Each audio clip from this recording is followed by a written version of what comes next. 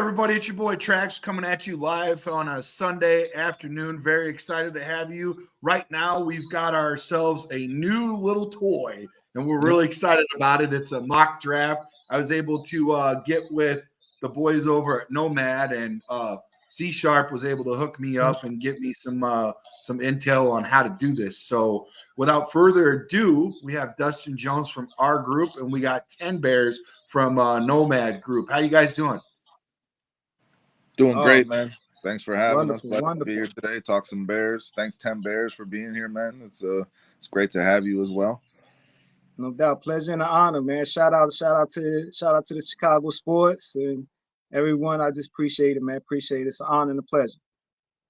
Hell yeah. The chat's already hopping even before we started, man. Boys, we had Ant Mass, Grit, Jay Grizz in there. They're back and forth, Phillip. chopping up. So yeah, it's nice to have them in there and Being here. everybody else that's joining us, Shout out. Well, let's shout get out. into it. So basically what we got is we got ourselves a mock draft, and what we're going to do is we're going to play both sides, what we're going to do is we're going to get into it and potentially act like we don't know where the first round pick is going to go, and we're going to play both sides. We're going to kind of get like a round table feel. I'm going to ask Dustin, I'm going to ask 10 Bears how they feel. We're going to look at different trade scenarios.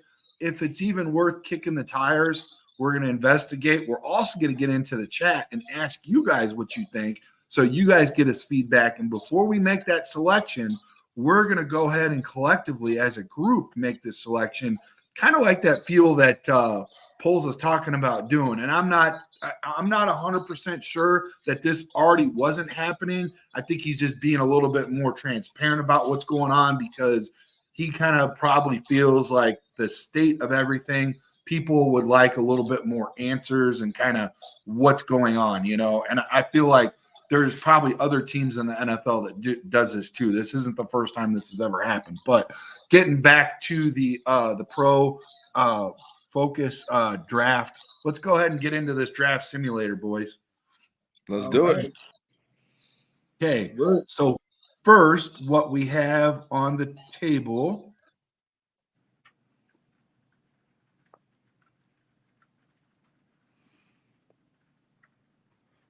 Well, we're looking at first round, the first number one overall pick. Are we looking at trade offers? Yeah, we're going to look at that. And right now, I'm having some troubles with the you were talking about that. I just think it's awesome how transparent they're being, man, and how they're doing their due diligence at that number 9 pick with, really presenting the pros and cons of the wide receiver position, that defensive end position, and the offensive tackle position. The transparency there to say, like, these are what we need, and that's what we're going to focus on, and we're going to do our work to make sure we make the right pick. That's pretty awesome to hear as a Bears fan, right, 10 Bears? No doubt. Like I said, man, I definitely agree, man. Poles, up until this point so far, you can't knock any moves he's done so far. Everything looks to be according to plan, step by step. He's he takes his time, he's diligent, I'm saying, he's thorough. So, trust this process. All right, here's the trade offers, boys. Right All off the rip, we got the Raiders. They're chiming in. They want our first round pick. They want to give us a haul. They want us to give us the 13th, the 44th, the 77th, next year's first, and next year's second. That's ass, man. We can't go back that far. We need a quarterback right now. We got Tyson Bagent. Like, if we're back into that 4 spot, maybe, is there any other? I think we could get potentially Bo Nix with that, but let's. So he's not for this trade. What about you, 10 Bear? I don't know if not Bo Nix, will we be looking at maybe Michael Penix Jr.? His injury history is concerning, right? I mean, he's coming into the league older. I mean, that's like really counting on having we do have a good offense there to kind of carry somebody, maybe somebody that doesn't need to carry the team could work, but just the next year's first, that's intriguing, but we're talking about moving back 12 spots. I feel like we should be getting more for that kind of move, personally. Yeah, up to So number one. this is a first, second, and a third for our first, plus a first and a second next year, right? Is that what we're Yep. looking at? Yep. Okay. That's So exactly what it. is the chat saying right now, boys? What do you guys see? Bears are drafting Caleb Williams. The only question will be what number he will be wearing in a Bears uniform. That's from Philip. I'm looking at Facebook users saying, I say if there's a trade out there and McCarthy ain't being drafted, I'll trade the number 9 to Minnesota for that 11 and that 23. You guys got any thoughts on trading out of this number 1 pick in the chat? Because I'm a little. No, nobody really has any direct comment towards the Raiders. So let's move forward and see what the next trade offer is. Let's do it. We got to kind of steer this in the right direction, okay? And let's be a little bit more tight on let's be a little bit more tight on our direction. Washington is giving us the second pick, the second round, 36, the third round, the fourth round, and also their first pick next year. They're giving us 2 second-round picks in that trade, right? 36 and 40 that we're getting our second back from the Sweat trade. Two second rounds, a third, and next year's first. Now that's something I would get on board with. You're only moving back 1 spot. You still got a chance at a elite quarterback prospect, and you're adding some really good draft capital. I mean, that's something that excites me a lot more looking at that trade versus the one from the Raiders. Definitely. I could probably see us doing that one, because that trade right there allows us to execute the double flip. You know what I'm saying? Not just the single flip, but the double flip. And the double flip can bring its own little set of different things with it. That's like being able to get 2 infinity stones at the same time. So that's really kind of something I could definitely look at. Yeah, I definitely like this a lot more than the last one. What is the chat saying? Philip says that's very tempting, but I think Poles is all in on CW. Facebook user says take the Washington trade and pick Daniels, which, like, if we're talking about Jaden Daniels, I could get on board with that type of move versus, moving all the way back into the teens. Yeah. Right now we are okay. Everybody, listen up. Let's try to let everybody finish their words, and let's also focus on the fact that collectively as a group, we are all. This is the first time we've ever done this mock draft simulator, so it's going to take a little growing. We got some growing pains, fellas. Let's also take a look at the fact that we are Poles and all of his staff. Okay, so we're just gonna that's the narrative right now. We're all playing like we're the hierarchy right now. So it sounds to me like you guys are definitely interested in putting a pin in Washington. So let's go revisit that. We're gonna go ahead and kick the Raiders one out because this one sounds like it supersedes the Raiders one. You guys agree? It's the most flexible. Yeah, by far. That's a much better offer. Okay, let's go to the next one and see if it gets better or worse. Okay, now we have to look at this one too because this is interesting. The third pick, the 34th pick, which is basically almost a first-round pick too, right? I mean, seriously, you could still get a first-round pick on 34. And then 68 is a second. No, that's a third-round pick. Yeah. And then next year's first and next year's second. I think that one looks a little better, boys. Yeah, I would say so. I mean, it looks better than the Raiders one. I don't think it's better than the Washington offer because you're talking about 2 second-round picks in this draft. And I really like this draft. I think it's got a lot of top talent in those first 3 rounds. So getting in on that and having the chance to be in front of the Patriots to draft that quarterback of choice, I think that's a little more appealing. Next year's first and second, that's appealing too. But I want it now, man. As a Bears fan or as a Bears, decision maker, I want those picks now. because I And like. what do you guys think about New England? Do you guys think that they're going to have a good year, or do you think that they're going to? Do you think that these first and second round picks next year are still going to be pretty decent? They're not gonna have a good year. They basically doing a rebuild.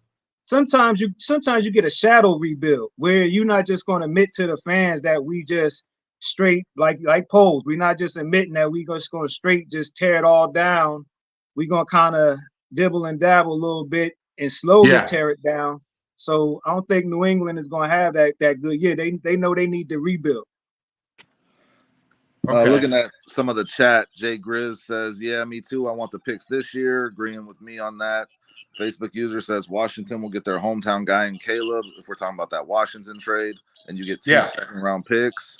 I think New England's going to have a tough year. Jacoby Brissett's probably going to be their starter to start the season. They're definitely looking to rebuild. Those picks are going to have value next year. But again, I'm looking at that Washington. I'm still looking at that Washington package as much more appealing in terms of what we're getting now to add to this team that is ready to compete Right now. Right. Yeah, I think either one of those trades will work out. It's just where you deciding to pivot at. Any of this could work out depending on what quarterback you have, where you evaluate them as, and what's your plan. What's your plan? That's all. It ain't about just what's your plan. Hey guys, do you guys see Keith's comment in the Facebook comments? Maybe it says Facebook user. Could be Facebook user. Yeah, that's the one. That's one that's been contributing some good thoughts, Keith, but it don't have a name. Keith, could you please say that you put your name there so we could see that it's you? Because if you're not registered, it'll just say Facebook user, Keith. And Philip says New England will be top 6 to 8 picks in next year's draft. I agree with that. Again, it's just if you're 10 Bears are talking about plan, and the Bears plan from the moves that they're making right now leading up to this says we're competing now. We want to start competing now. So, trying to balance both, probably looking at the future and now, but they've made win now moves. But they have to. It's not you push the chips in the table. You back yourself into a corner. This win now. Hey boys, listen to this. This is where my logic comes in. Okay, you look at 34 versus 36. So you're getting two earlier. You're getting 2 spots earlier on that second round pick, right? So you're jumping right off the rip there. So that goes to New England. I like that better. If you look at the 40, okay, the 40 pick, obviously you're going to go to 68, right? So who wins that? That would be Washington. But I think the first and the second, if it was just the first, I would be all in on Washington because Washington's given us a first.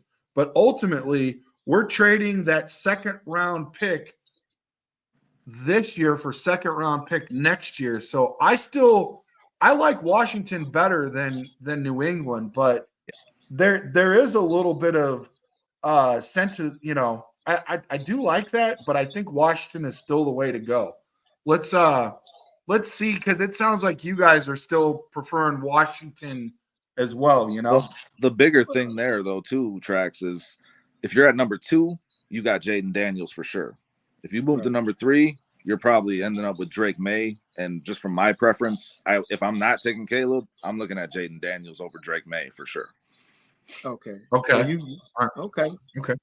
That's really like I think the key, the quintessential question is what are how you rate those quarterbacks? So right now, if we said okay, let's take it all consensus. Everybody got Caleb at number 1. Then you saying Dustin, you got Jaden Daniels at number 2. Yes, sir. I say it's probably a tie between Jaden Daniels and Michael Penix Jr. And then I probably would put Bo Nix there as 3 or 4. So, it just depends on if you think you can get your guy. So no Drake May? You don't got Drake May up there? I got Drake May kind of around 4 or 5. I like Drake May. He got a good skill set. He got some clay to work with. He got a nice arm. You know, the pedigree's there. I like him. He comes from a basketball lineage. He's a good athlete. The stuff I've seen, as far as his play and his tape, it's a little bit up. It needs some more coaching. It's not ready. So like you said, if we going into this talking about winning this year, Drake May is a year 2, year 3 guy to me. Whereas Jaden Daniels, Jaden Daniels, and Michael Penix Jr. That's just add water. We add the water, we ready to serve. We got Facebook user here, and you said that's who tracks? Keith. Keith says, take the Washington trade, exclamation point. Okay. All right. So we are looking at the Washington as being number 1 right now. Hold on. It looks like Nomad is going to join us. Hey. So just keep talking right now, boys. And what I'll do is I'll get this information over to Nomad. Let me just go ahead and fast forward to the next one so we can break that one down. Okay.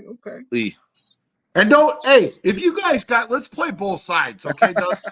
Don't just shoot it right out of the barrel. Let's try to play both sides. That's rough, man. Denver, we got some content to freaking do here, dude. We would have had a freaking case closed done in 5 minutes if Dustin was doing this podcast. Which, man, I don't have a problem. I'll pick 76. I like thank that style, but. See, you in the game with the Bears, Dr. Strange right here, man. I done calculated 1,444 ways on how this thing play out. So, thank God. I go with the contingency plans, and if I had to give up a stone to get us to the tomorrow, I would do it. All right, so then Bears, what do you think of that package from Denver? You see it? Yeah, I can see it. That's even going back beyond the Raiders. Yeah. And I don't know if I really right now, I would say the Washington move will probably that's going to just give us the flexibility, because then we could still go to 2 and go 3 and low again versus just going way out. And now we really kind of backing ourselves against the wall. So Denver would probably all these scenarios as if we had kept the original thing, but we going in a certain direction now. So I don't know if we want to go to Denver, but Denver is at 12, I think, is a prime landing spot for a Bo Nix type. He would fit really well in Sean Payton's offense, just the timing aspect of it, just making the smart, quick throw. I mean, Bo Nix is that type of guy. If he's in a good system, he could potentially thrive. Hey, everybody, really quick, without further ado, everybody please welcome Nomad to the building. Nomad, thanks for joining us, brother. Yo, man. What's going on, fellas? How y'all doing this morning? What up, Nomad? Beautiful. We figured out how to do the your buddy C# helped me figure out how to do this mock draft simulator. So we're getting into it right now. We're about ready to skip Caleb before he even gets in the building out of here, because we got some pretty exciting news, man. We want to break it down with you, but we're doing like a roundtable thing where Nomad, Ten Bear, and Dustin and myself, we all kind of kick the can and then also talk to the chat and see what they got to say about it before we make every selection, Well, I'm on my phone this time around, man. I can't really see the chat. Oh, so okay. I'm not near my computer right now, but hopefully I'm coming through pretty clean. Hopefully. Yeah. So really quick, what we got? Can we just? We got Washington. They want to trade us for the first round pick, a second, a 36, the 40th, the 67th, and next year's first. And so far, we've all agreed that Washington has the best offer. New England comes in second with the 3rd, the 34th, the 68th, and the 1st and the 2nd. But to Dustin and Ten Bear's point, they'd rather have the picks this year than next year. So it looks like Washington has a better trade offer for us. It's by far, the way you describe it, the better trade. If you're going to do it, I take that Washington. I mean, you don't even think about that. That's easy. Okay. Yeah. And Kenneth agrees. Washington package is the best one. Daniels is the QB. He will not be available at 3.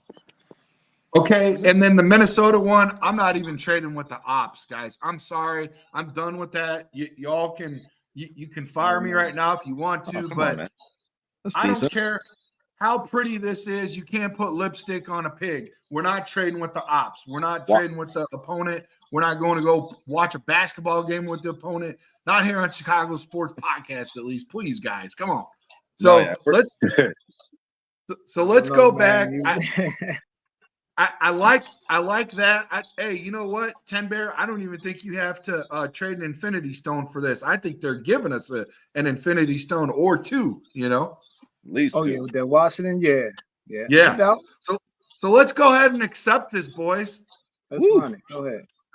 All right. So now with the first pick in the draft, Caleb Williams goes to Washington. Hold up, boys. We got another trade offer. Oh, dear Lord.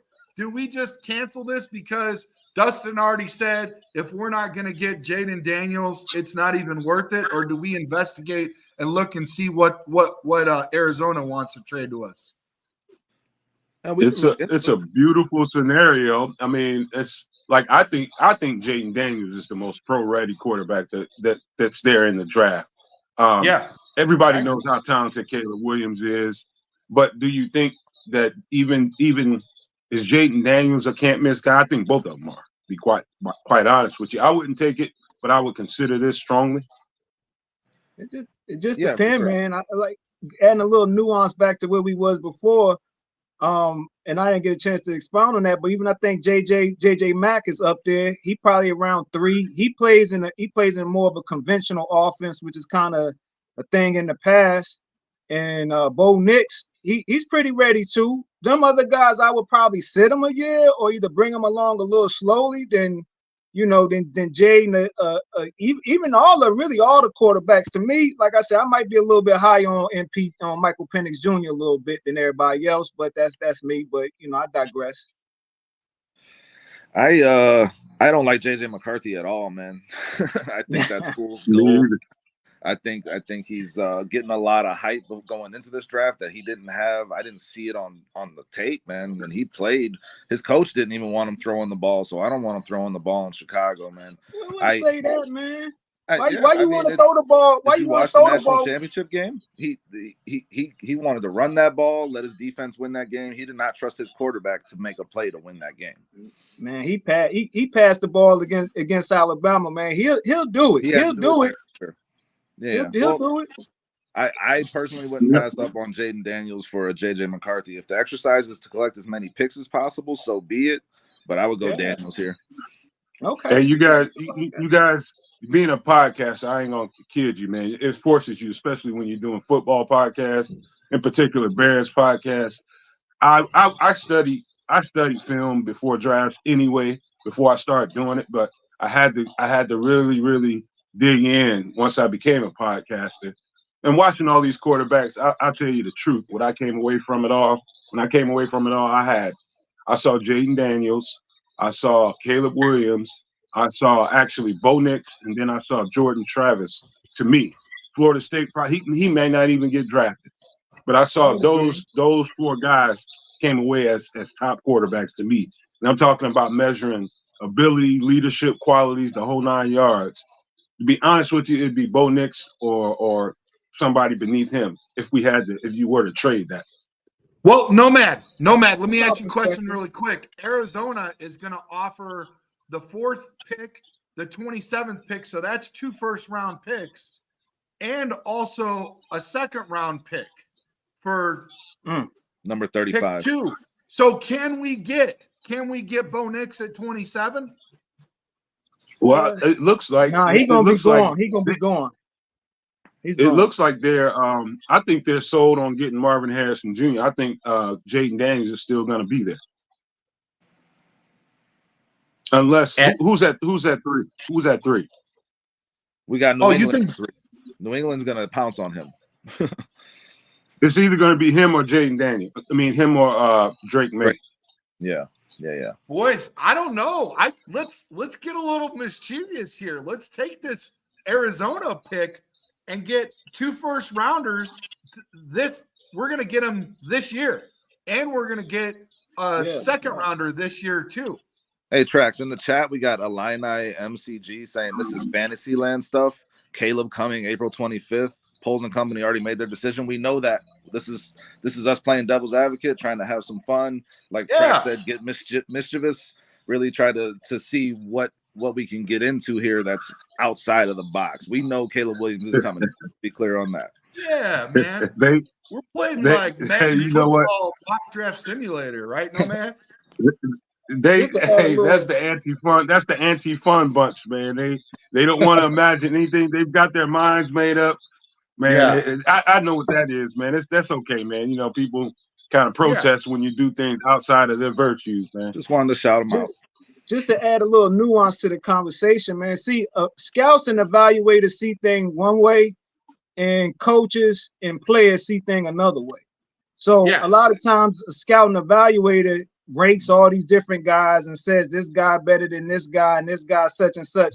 A coach sees things a lot different because to me it's like the MMA. There's a lot of different ways you can win a fight. You can win it striking, you can win it submission, you can win it because your opponent quit, you can strike, you know, so there's a lot of different ways. And if you're really a talented coach, you know, you run towards the opportunity to just get the clay into your studio and you work it down and build what you want with it. Bro, this is a takeover, a nomad takeover. We got the Bishop. What's going on? Bishop in there too? Yeah. Man, I can't get rid of these guys, man. Look at that. What's going on, man? We love you too.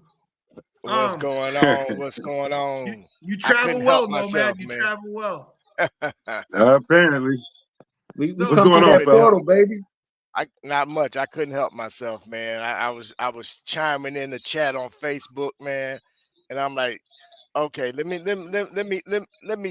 me help Brandon before he hurt himself here with the talk of Bo Nix and some others, you know. So let me jump in here real quick and rein this in. Man. No, don't get me wrong, man. Oh yeah, absolutely. I mean, you know, in the perfect scenario, especially system, man, he's gonna thrive, man. I really believe that, you know, but it's just a matter of him getting in the right spot, you know, and it's unfortunate right now, man. Today's NFL, these young guys are being thrust into being the face of the organization right away versus coming in and getting a year or two to sit and really learn the game. And that's what's really happening here. And unfortunately, even for Brian Poles taking over as the GM, you know, the typical rebuild would take you 5 years, but nowadays, man, these guys only got 3 years to get it right, you know, and it played out just that way. So, but we got to move forward now. So take that trade at number 2, man. Take that trade with Washington, move back to number 2 and go get your guy. We took it. Hey, Brandon. Take it. So y'all, Brandon, y'all I wouldn't kid you. So I wouldn't kid you, Brandon. The only reason I'm not talking about Michael Penix is his injury history. I won't even kid you, man. That kind of scares me. That kind of scares me. I'm just being flat out honest about it. That really does. I love me some Penix, boys. I'm gonna be honest, man. I'm not. I mean, the fact that they went through very thorough medicals on him and they came back and they said he is ready to go and clean. I mean, yeah, granted, but it's no different than a guy that hasn't had an ACL injury. You know, it's possible with anybody, bro. We just have to realize that. But the thing is, nowadays with the medical ingenuity that they have in place, these guys are rebounding and they're coming back stronger than ever. So to allow that to be a deterrent, I don't think is right. I mean, he's been 2 years. I think you have to consider it. Quite frankly, I think you're not doing due diligence. His last ACL injury.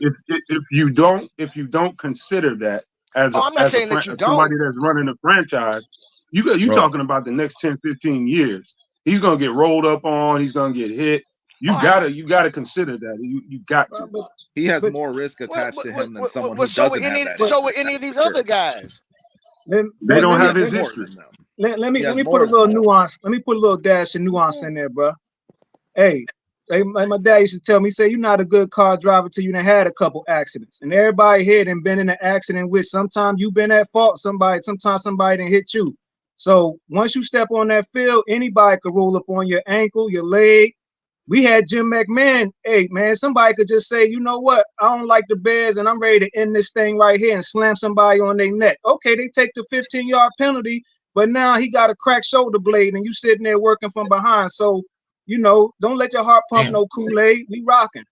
Hey, Trax, do we have other offers for this number 2 pick? Let's get back to that. I think Bishop was trying to work his magic and get over here. This is the trade offer. They want Washington's pick for their 2 first draft picks this year. Arizona's got, and their second pick this year as well. Bishop, we could do that.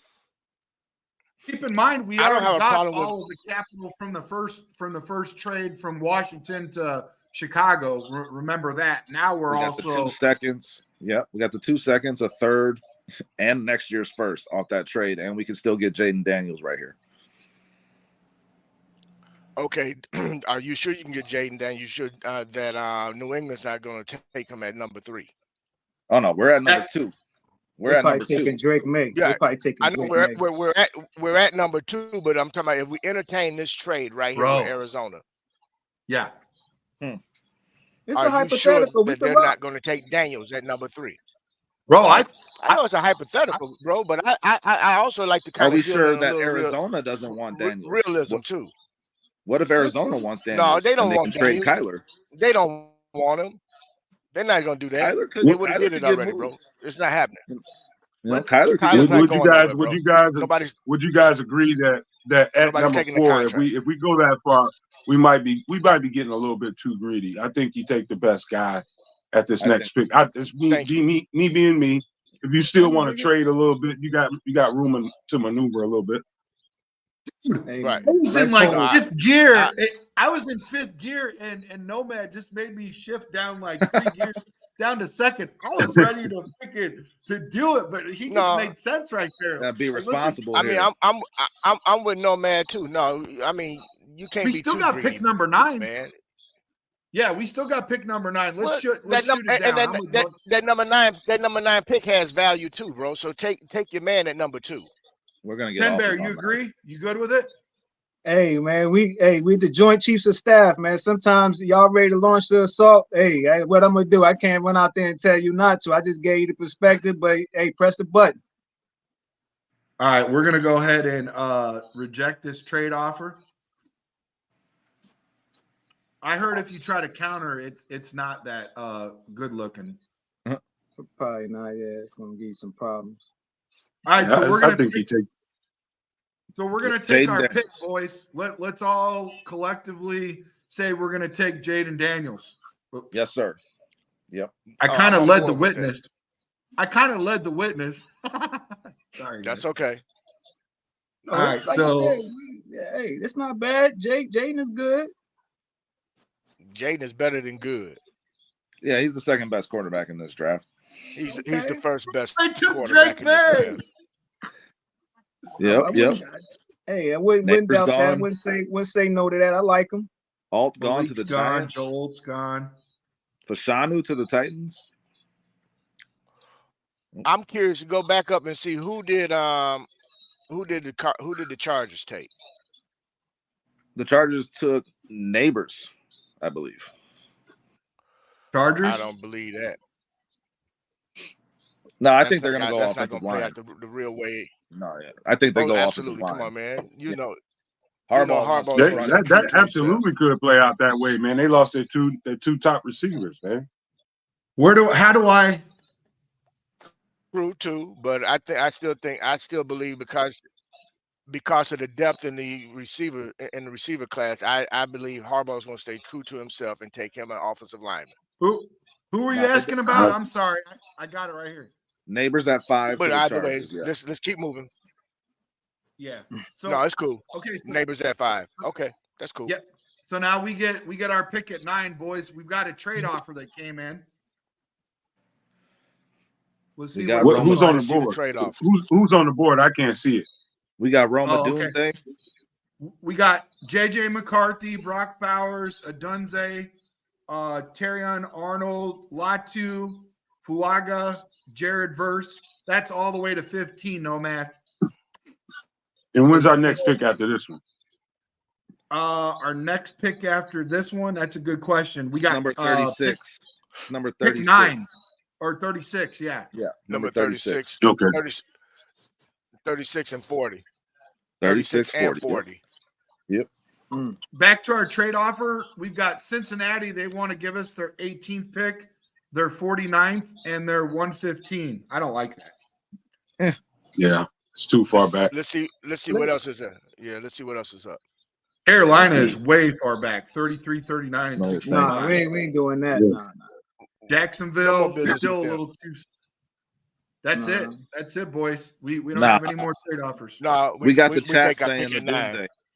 Yeah, the chat saying a Doomsday. Go with Rome. Let's give the chat what they want, boys. You guys good with that? That's where I'm at. Yeah, we're Aaron, not with gonna our good overlook with them all. You guys good with the Dunze? Yeah. Yeah. We Yes. can go with it, Doomsday. Yeah. I mean, what are the other options in anybody's mind? We got Fuaga there I- as a left tackle potentially, right? I'm definitely taking Talise Fuaga, man. I think the world He's of a beast. that dude, man. I think he's the best tackle, and he's one of the best tackles I've seen in years, man. His to be as big as he is, to be able to move, his feet are gonna make him right when he's wrong. Then you got your the bookend set for the next 10, 15 years. 10 Yeah, years that's- at least. You know that's what I mean? Let me guys ask you a question. Do you guys think we could trade out of this pick with the Saints at 14 or the Raiders at 13 and try to get something out of this and get Fuaga? No, I think so. I think he'll be gone, but you can get to at least I think he'll be gone. See, Yeah, Well, he's gone. look at it this way. We got the Jets. We got a couple ways we can go with this. Fellas. We can trade back and go, trade back to 14. If we don't get Fuaga, then we can address our DN side. with Jared Verse. We got to get a DN too, bro. Well, We got to get. well, They we just said take we were gonna. Dallas Turner. You said That we were Dallas gonna let Turner? the chat go ahead and pick it. Let's let the chat have their way. Hey, Is that the Dallas Turner get taken at 8? yeah, we got more at Doomsday Yeah. than we got. Yes, he Fuaga. did. Yeah, he did. Okay. All right, let's give the chat what they want in a Dunze. I can dig it. It's a great pick. It's a done deal. Yeah, Great he's pick. solid. He's solid. I mean, he all, man. Not a bad pick. And J.J. McCarthy went where I thought he would. Fuaga goes to the Jets at 12. Yeah, If it wasn't for Mekhi Becton not being so good and being injury prone, Talise Fuaga might have slid down to that spot you guys were talking about. Yeah. They got Tyron Smith, but they need another one. Yeah. Yeah. Latham to the Bengals. Verse went to the Rams. First went to the Rams. Dude, Latu's still there. His Chop injury Robinson history, went to there he goes. Miami. Eagles. I'm just hoping Brian Thomas Jr. And Chop slides. went to Miami. Michael Penix to the Vikings. Michael Penix Jr. went where I thought he would. Yeah, brother. He's the next Dante Culpepper. Man. I like that. Brian Thomas Jr. still available? I haven't seen him go yet. I haven't seen Byron. him go yet. Ooh, that's Murphy. your Huckleberry, baby. Lions took my If he slides down to our pick, that is your Huckleberry, man. Adonis But we already got Harris. on Doomsday. We already got on Doomsday. I would agree on that. Man, please, bro. I would take that. I still take Brian Thomas Jr. Oh, no way. We got so yes, much. sir.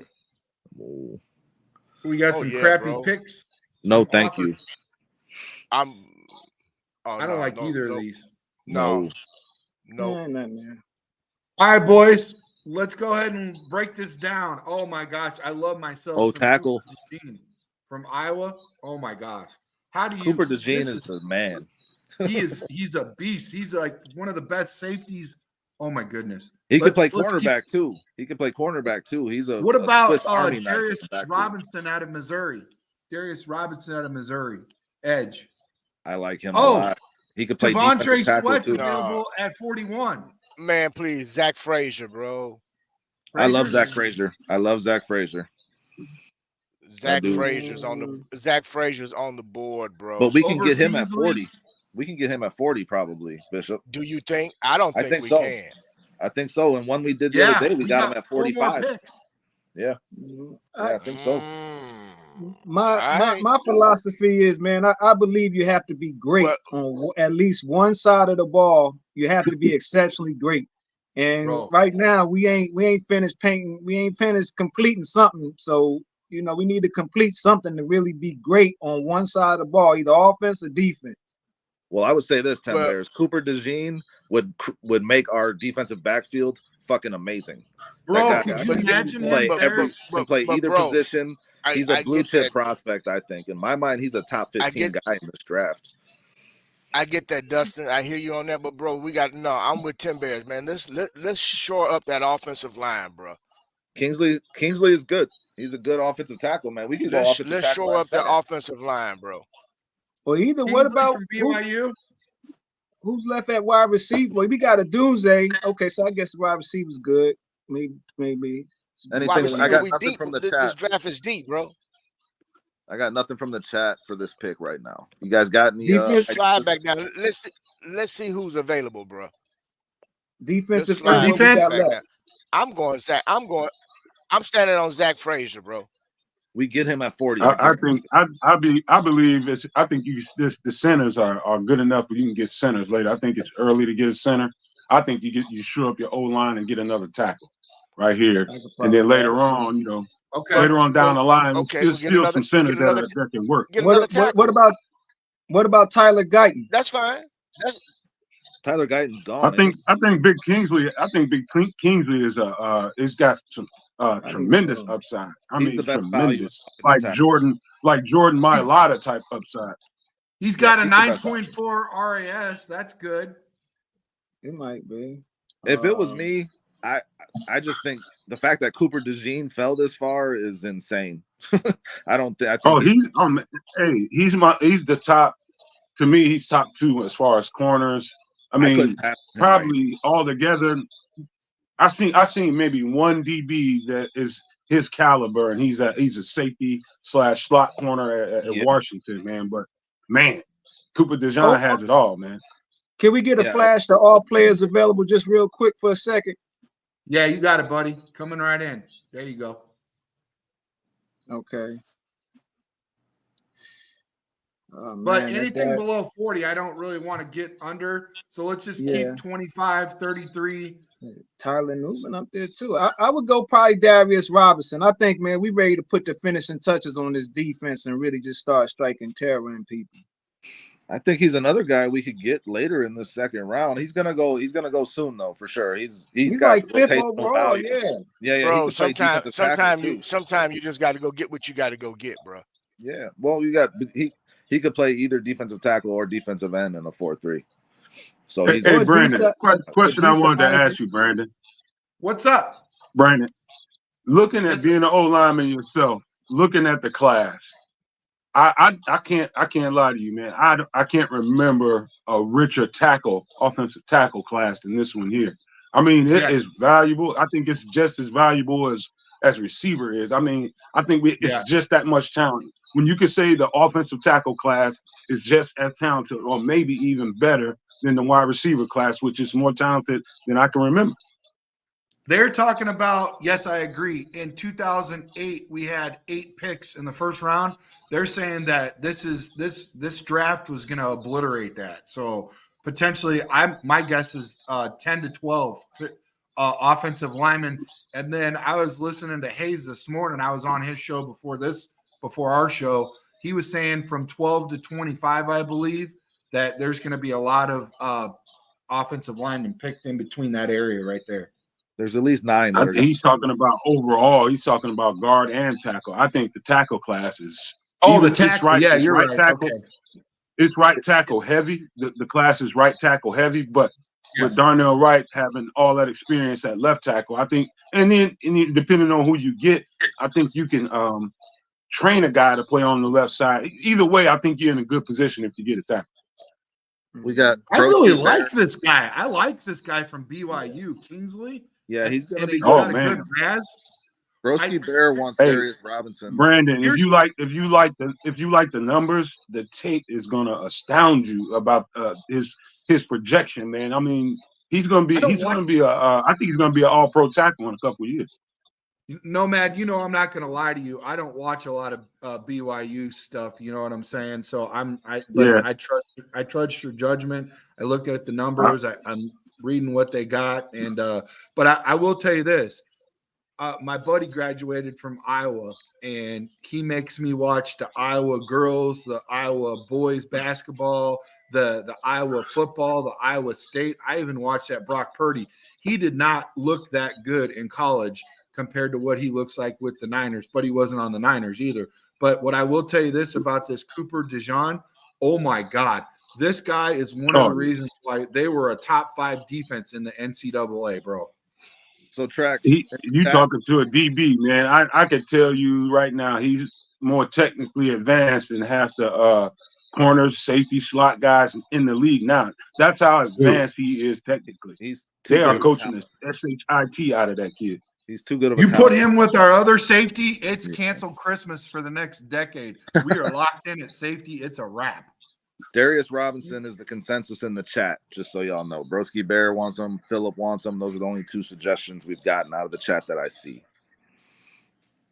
But I think you got to make an executive decision, Brandon. I think you got to pull the trigger on something. But here's the problem, though, bro. I want to get back to 10 Bear. I agree with him on this Darius, but if you guys think we could get Darius over at 40, then I say we go defense. I think we get Cooper DeJean. I take Cooper. And we still get Darius Robinson at 39 or 40. Our next pick is 40. Man, let them dice out. I don't think there's. That's all. Let the dice out. I don't think there's a bad choice here at all. I don't think there's a bad choice. I think you can't lose whichever direction you decide to go. There's still plenty of depth down later on in the draft. Our defensive backfield is unstoppable. Yeah. Best player. Yeah. Best player. Oh, come on, Darius. Come on, Darius. Please be there. Oh, man. There he goes. Darius Robinson just went to Tennessee. I'm sorry, 10 Bear. I knew it. Hey, bro. It's all right. Hey, man, we just got to circle back, man. Hopefully Ant-Man comes in, you know what I'm saying, and gets us back on track at some point. So we'll just flow with that. If you guys still want to look at edge, I'm sure Adisa Isaac is still out there. There's still interior guys like Leonard Taylor III. There's interior pass rush. There's outside pass rush. Braylon Trice is probably out there. Yeah, he is. Yep. Adisa Isaac is available right now, and his RAS is right under 9. It's 8.99, 6'4", 247. Go ahead, grab it. Trice. Kingsley is still there. The offensive tackle Kingsley is still there, is he not? Yeah. Kingsley's still there, boys. Yeah. Go ahead, grab it. I think that's perfect, man. Let's ask Nomad about the other edges. Braylon Trice, Brandon Dorless. I like Trice. Marshawn Nealon. Can we get any of these boys? Are they going to be formidable, or is Isaac that much better than all of them? Isaac has the better traits as far as, you know, what Flus likes, long guy. He's got like pterodactyl type length of arms. Braylon Trice is he's probably the most pro ready right now. I think he'll have an impact right away. So it's safe to say that if we go get our Keelan, that we could still get our edge and have our cake and eat it too, right?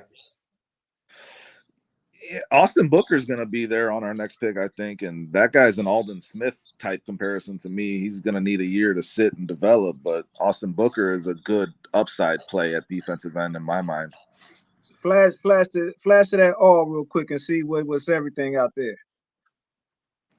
Okay. From the chat, guys, we got Isaac is a big one. Kingsley from Jeremy Munoz. Philip says Frazier at 40. Yeah, we getting toward the break point with some of these players now. Hey, Brandon, can you give me a moment, man? I gotta step out for a second. I'll be back. When you see me unmute, I'm back. Yeah. All right, be back in a minute, guys. Cooper Beebe. Xavier Legette. I like what's our next pick after 67? We still got our 75. Yeah. 75. Okay, so eight picks later, we back up at the T again. So I can dig that. I said take Kingsley, man. I think so too. I think so too. Get that tackle. I'll go with Kingsley. y'all. Let's take Kingsley. Kingsley, it is, boys. This is a good Hell draft, guys. Yeah, it is. Yeah, it is. Yeah, it's nice to window shop. Well, Nice the window. maybe we need to be in the room with them. Hey, Yeah. you can learn a telling lot from a dummy. Jaden, Rome, Cooper, and Kingsley. Wow. Bro, why do I feel like we had a lot more picks than we do? We only gained 3 picks. I thought we had like, is there some next? No, there's not. We got the next. first round next year from Washington. Yeah. Okay, so 8 Yeah. picks. Okay. That Yeah, makes me feel a little better. Okay. We got 2 seconds and a third, and they're number 2 in the first round next year. Okay. But look at what we've addressed just with this mock right here. This is the reason why we've been preaching what we've been preaching on our show, bro. You know, I get everybody even got locked in on one guy, man. And again, I'm not knocking his talent at all. But no, I want to shout out Broski Bear, guys. Broski Bear is jumping in saying, is he a left tackle? We're talking about Kingsley. Do you plan on starting him over Braxton? What do you think, Bishop? I say let him compete. Worst case, if Braxton wins out, then he gets to sit behind Braxton and be a swing, or vice versa. If he wins it out, then Braxton goes to swing. Either way, I mean, it's not a wasted pick because, again, we're adding depth at key positions, which is necessary, and this is the draft to do that. Yeah, and Nomad said he thinks he's a Pro Bowl caliber talent at that left tackle position. Which Braxton Jones is not. Which Braxton Jones is not. No, the pros is all about coaching up, man. It's like I said, once if you know what to do with that clay, hey, you could put a rifle in the hand of a baby and he not be able to hit a bullseye. But if he in the hand of a sniper, he gonna be popping people. So that, you know what I'm saying, you guys just understand. Man, there's still some talent at this pick too. 67's got talent there, guys. Yeah, what are you guys looking at? What jumps off at you right now? Trice jumps out at me right away. Braylon Trice. I like Cameron a lot. It don't make no sense for the Bears to be honest. I'm gonna be very honest, bro. The fact that we haven't addressed DN and we have an opportunity to do so at 67, you jump on that right away. And I would take Braylon Trice at that spot. I agree. Now you've addressed your offensive line and your defensive line, and any other picks that we have after that. Now we can address basically best player available. Yeah, Braylon Trice. Can I ask you guys a question though? Do you think Braden Fisk could play outside?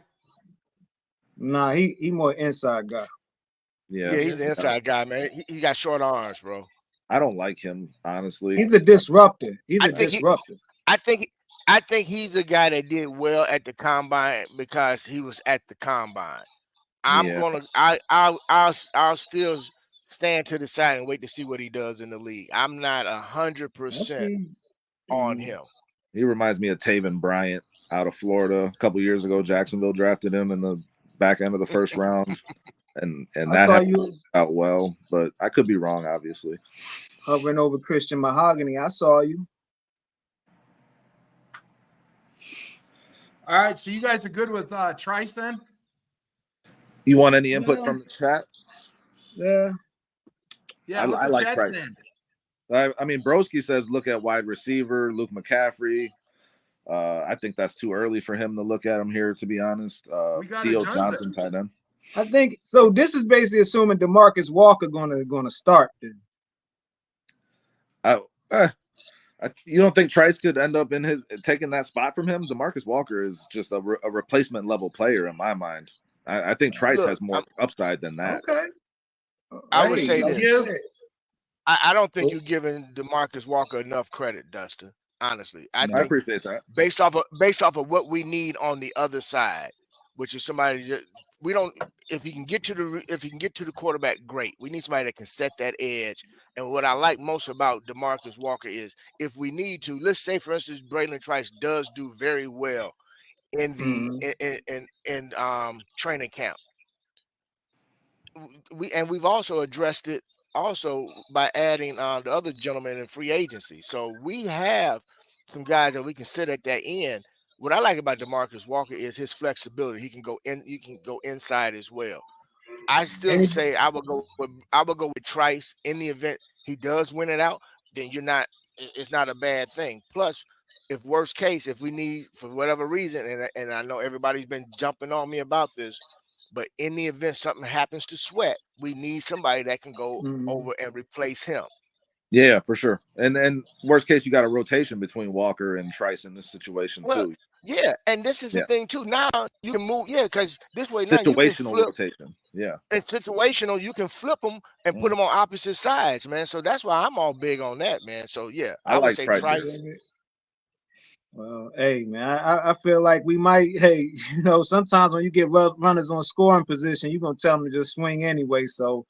Because some of these other guys I kind of think are kind of along the same. Because like if anybody got any intel, because I kind of like Javon Solomon is just as good as any of these guys. Because when you figure, Sweat is a multiplier, so he gonna make a lot of people look better than they really are. So I mean, it's kind of like all the same at this point with these guys. I like Booker a lot too, but it seems too early to draft him. It seems too early. Honestly. I like both those guys. I like both those guys, man. But I just like the production of Trice, especially this past season, along with the competition that he's faced. I'm looking at that as well, and that's why I lean a little more toward Trice than I would Booker or Solomon. Yeah, and those big games. Both of those guys are amazing also. But Trice showed up when Trice needed to show up. I agree. I would put the onus on him. You got to factor in this too a lot of times. See, like Braylon Trice, Washington, because you already got 21-10 before, so everything is hunt. But you got some of them guys like Javon Solomon and them. Who Troy got that's occupying people? You facing double and triple teams at the beginning of the game. You ain't really up nothing, so you ain't really gonna have all that. You ain't gonna be, what I'm saying, man. It's different when you got some heavy hitters out there clearing out some way, and you can make a little bit more. That's true. That's very true, and that's a good point. Bears. But the Bears do need another pass rusher. That's the bottom line of it. We do need another one to put some pressure. Grab Trice. That's the big gap. What do you think? Where do you think we go here? Where do you think we go here? What are you seeing? I'm Trice, bro. Yeah, we could grab Trice. I mean, like I said, at this point, we just work it. Got Trice, guys. All right. I just heard it from 10 Bear. We went after him. We got V-Dog with a question. Is the lack of safety depth a concern, or will we bring in a rookie or younger starter that can learn and be that just moved up and be a backup to Kevin Byard? I mean, we got Cooper DeJean. We got Cooper DeJean. Yeah, we got Cooper DeJean. So we do think that we do need that depth, obviously. Yeah. We patching holes, baby. We patching holes. We ready to move. All right, with the 75th pick, we got a trade offer, guys. This is not that bad. No, it's not. It's not. The 80th for 115, so we would actually be moving in and get an 8th pick out of this. I don't really like that one from Buffalo. If we did entertain one, we'd move back 5, but we would have a pick next round also. I could get behind giving up a 4th next year. But we're giving up a 4th next year. Yeah. So we're trading a 4th this year for a 4th next year, basically, and losing 5 spots. So I don't like that. I don't like that. Let's see who's available. Let's see who's on the board first before we reject it. Okay, so look at all. Okay. We got to factor in what's a position that we still need to add a depth piece to. Center. Right now, this is just center. Yeah. Center. Let's look at center, boys. Center, defensive tackle. What do you boys think about Roman Wilson? Roman Wilson, I love him. I love him at that slot position. I really do. What do you think about Roman Wilson? I like him. With this, he ain't expected to do no heavy lifting. He ain't got to carry that much water. So he got the speed to come in. The reason why I ask that is, do you think if you trade back, would he be available at number 80? I do. It's possible for sure. I just think that we have more pressing needs considering we already drafted a receiver. I really like Roman Wilson. Yeah, but who do we really who are we trusting that slot, man? Guys, are you trusting Tyler Scott at slot? I mean, between those three, I'm putting Keenan Allen and DJ Moore in there for the majority of the time, whether it's on motion inside or whatever. But because if you're gonna start all three of those guys, Rome is gonna get on the field with those two. You know that in my mind, I'm gonna use one of those three guys in the slot and just let them go play.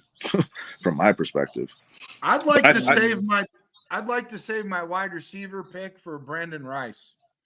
I can see that too. Why? Red zone target. Why? Because of his size, and I just want to see his daddy on the football field every Sunday. I think Bo Limmer is the pick here, guys. The center out of Arkansas. He's a people mover. He's been a starter for a couple of years, and the Bears. No, man, I want Bortolini, man. I need that Italian, bro. Limmer's better. Limmer's better, and he's actually a value pick here. The fact that he got to the fourth round is crazy. There's no way that I'm giving up freaking 60 spots for a guy that's going 138. We're at 75. No way. I mean, I think Bo Limmer's going in the third round, man. If not before that, you know. Click that all button one more time. Where's that? That all button up. Yeah, we're at 48 still. Dang, y'all want to grab Braden Fisk? We still need to add a little piece in the on the D tackle. I'd rather have a car. I can't say that's a high raz, bro. 989. Roll. I would rather have him honestly than Fisk. Okay, either or. Defensive tackle's a need for sure. I like him a lot. I like Aurora, man. There you go. Okay. You could go either or. Like I said, man, we got the multiplier, so. We all these is just really death. I'm here to tell you right now. I'm going to tell you who's high on Aurora. C Sharp is high on Aurora, man. He likes that kid. Oh yeah, he loves him. And Peyton Wilson, he didn't draft Peyton Wilson 20 times in a row. He drafted him first. Aurora might be the pick here, guys. That's a pick, bro. That's a steal. If we can get him, if we can get him at 75, you grab him, man, and you keep it running. I like how it says. I like how it says that he's played every technique from 0 to 5. I think that's important. He's flexible, bro. He's very flexible. He's very flexible. Right there to work with. A lot of clay to work with. Nice.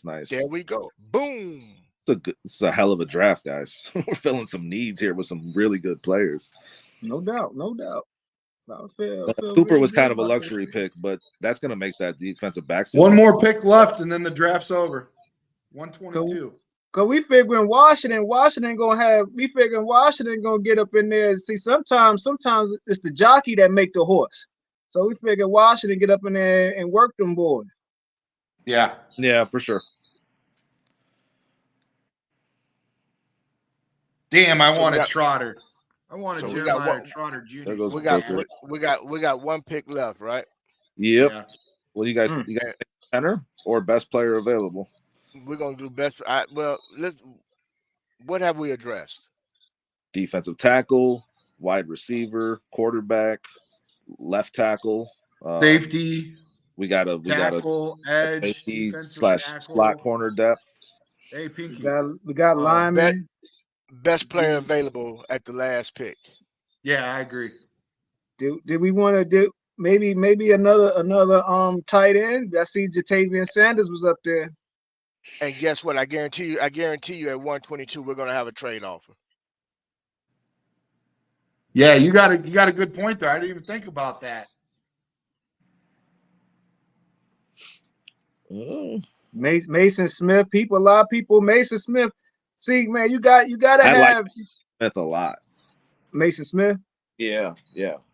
You gotta sometimes you gotta look at things from several different angles because people get hurt. People have different things that might slow them down, and you really seeing how you gonna do with them, not what they've been up to so far. You looking at envisioning yourself with them. Right. How do they fit into your system, and how you gonna use them? What is the identity going to be? Yeah, Dwayne Carter. Tackles 2 years in a row, though. Or do we? do we feel like Jervon Dexter, Pickens, and now Aurora? You know, do we have that set? You know, because I think we set. Bordolini. Yeah, I think we set, bro. think so I too. really do. I think we set, man. I really like Mason Smith though, but I wouldn't take him here because we just addressed that position. No That's trade true. offers, guys. No trade offers. Okay, that's good. What is Okay, so no trade offer, right? I'm Yeah. taking Bucky. I'm taking Bucky Irvin. Oh, we go to offense. Then we like okay. I like quick. Bucky Irvin, but I like Jalen Wright better than Bucky Irvin. Bucky Irvin. Dude, I like Jalen he Wright a said little it, bit better. my finger just Man, started we needed a twitching. center. Broski Bear was saying Hunter Norzad. I like that guy a lot too out of Penn State. Yeah. Center. We'll get a center. We'll get a 5th round center in the freaking undrafted, bro. I ain't worried about that. The centers right here just kind of average to me at this point. I mean, even Yeah. though we could probably coach them up, but we ain't shocking the world by adding no I center agree, right here. too. No. Is Jalen Wright still available? Oh, From out of Tennessee, running back. We don't have no draft picks if we're he done. was. That was it. Bucky Irving. That's what we got. Oh, we just took Bucky Irvin. Okay. Oh, Quick damn. draw McGraw. I didn't know Trax hit the button. You gotta be careful what you Yeah. say, Bishop. Trax is Yeah. Bishop got Okay, him. my bad. You hold a lot My of bad. regard, brother. You hold a lot of regard, man. No doubt. He like Professor X. He Plus- all in your mind. Plus, he's a hometown kid, man. He's gonna do amazing, man. I'm high on Bucky, man. I think he would give us that versatility that we need out of the backfield, just that change up guy. I so can then dig it. we're looking to trade Herbert, taking a guy like Bucky Irving, you know. Now we got Swift, Irving, could. Roschon, Herbert. We're deep. Well, there, this is the thing. sure. Yeah, but this is the thing. Herbert, we're not re-signing Herbert after this season, bro. Yeah, so do we look to move him? Try to move him for Yeah. a 6th round pick, maybe? Absolutely. Is Jatavian still available right there? This our last pick of the draft. No, we've used them all. We're done. Oh, we're done. Okay, this is just reviewing. Okay. Yeah, we're on timeout. Okay. No, yeah. I would trade Herbert. Absolutely. Yeah, I think if you draft a running back, no doubt, try to recoup some kind of draft capital for one of. Yeah, I would trade Herbert. Yeah, Somebody's gonna need a running back. Absolutely. Yeah, I agree. It did bother me that we didn't get a center early in the draft, but the way things transpired, I was really happy with what we got. Well, we got veteran presence on the offensive line right now that can fill that void for us this season, and we can address it next season. The fact that we got Kingsley and Cooper and Rome, bro, and Jaden so close to each other is ridiculous, bro. Yeah. The steal is grabbing Cooper at 36. That's the insane. steal. This the thing where what I'm saying, because even with I get everybody, I love me some Jaden Daniels, but man, this is why it's like Kansas City showed you. This is my thing. Everybody try to reinvent the wheel. The wheel already been invented. You get somebody, you let them sit for a little while just so they can just get their feet wet. Man, that's I want. Go ahead. 10 Bears. That's why I'm so salty, bruh, at the trade.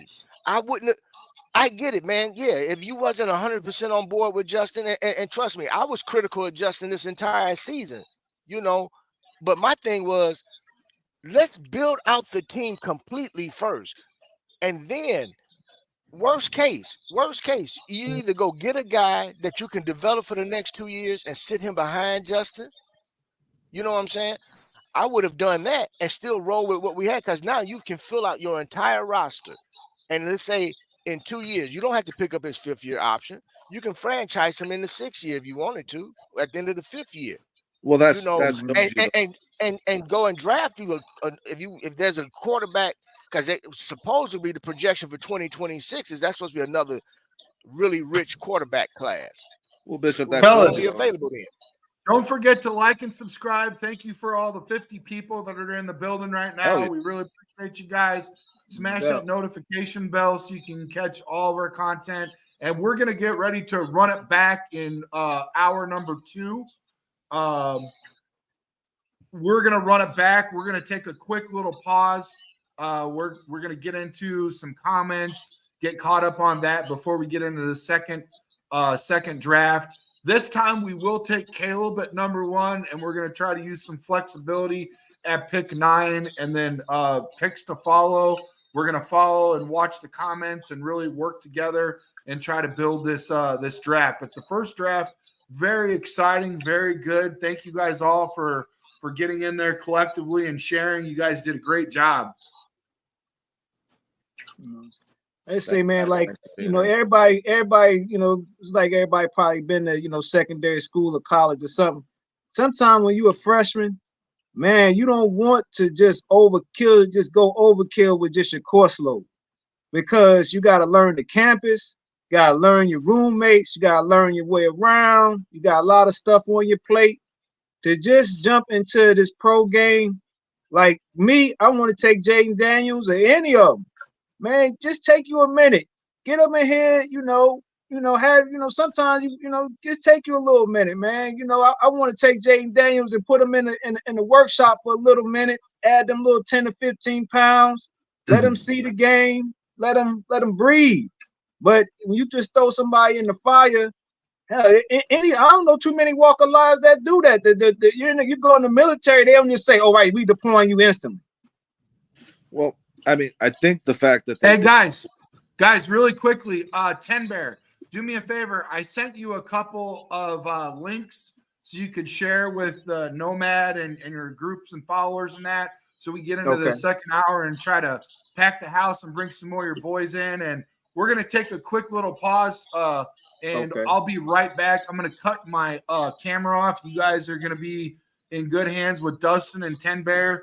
Nomad should be back here momentarily, and I think Bishop's going to get off camera here for a second. But, yeah, so you guys go ahead and drop it like it's hot. I'll be right back, boys. All right. All right. So what I was trying to say, just to kind of go off of what you guys were talking about, like the fact that they moved on from Justin, right? We'll say his name, is because they do plan on taking Caleb Williams. I mean, that shows that. And, guys in this locker room love Justin, rightfully so. He was a hard worker. He was a good leader. And you just can't have that mix of those personalities, I think, with Caleb Williams coming in, knowing who he is and then knowing who Justin was to that locker room. I just think, just in terms of the chemistry of the locker room, I think they saw some potential issues there, just with those two meshing. I mean, I agree, a quarterback sitting can help, no doubt. And we've seen it work a lot. I just don't know if in that situation, when you guys had guys publicly backing Justin going into this thing, that would have worked in the locker room. Justin, regardless, it ain't even about Justin. It's just about, like I said, about you following a form.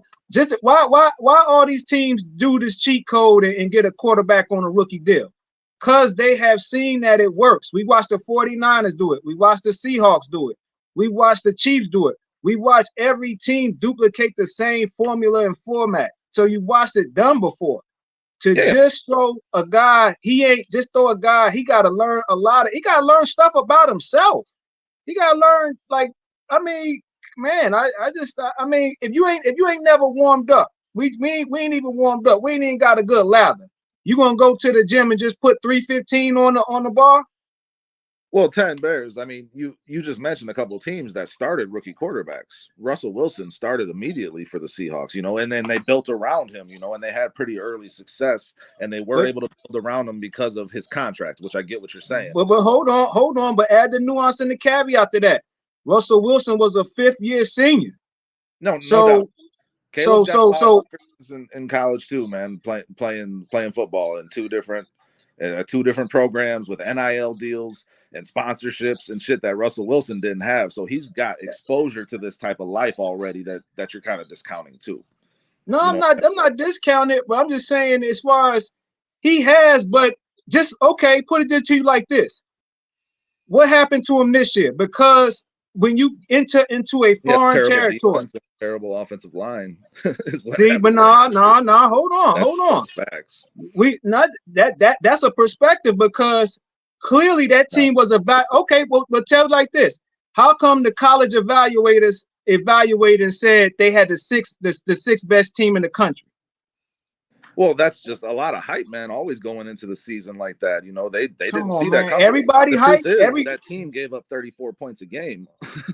Like that defense wasn't good, man. It wasn't. But hold good. on, see, like this, and the nuance of that.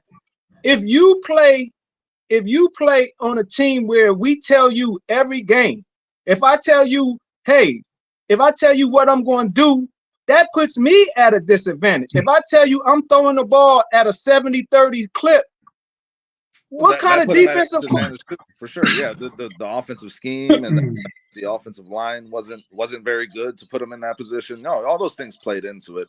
I agree, man. And I was just saying, like, right now the Bears don't have. If they had that person in place, like that veteran guy, I would be for what you're saying. They could have got him. They could. Yeah, why are we so? You know, they didn't. Why are we so? We got to kind of we're gonna have to throw this guy into the fire, and there are examples of it working. Is all I'm saying. It has worked, you know. How many? All right, like, okay, but everybody gonna say you going back this. It worked with C.J. Stroud. This like this. If we like, it's like it like. I don't know. You watch you see the Flash, the last Flash movie. Kind of like the same thing. I liked it better than a lot of other people. I think I actually kind of enjoyed it. It was pretty good. Oh yeah, it was good. But even drawn from that, you understand. That's what he did. He went back and said, "Yo, all right, boom. All we gotta do is I need 2 flashes." But what he ended up seeing was just like you change, everything changed when you change. So I can't if I switch multiverses with you and you put him in our shoes, then I get your family, you get my family. Instead of, and so all things can't, we don't, the universe ain't like that. Even though we plan and we think everything can be equal, sometimes things are just different because the situations end up making who you are versus. So for sure.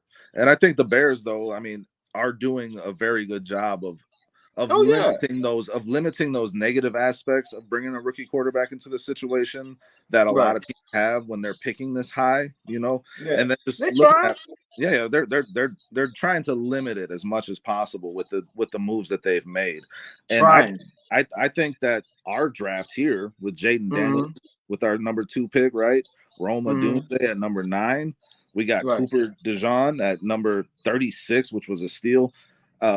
Kingsley, we got an offensive tackle to put in there, and I think he could win a competition just in this dream scenario we got, right? He could win a competition against Braxton Jones for that starting left tackle spot. What do you think of this draft that we just ended up with, this little fun mock we did?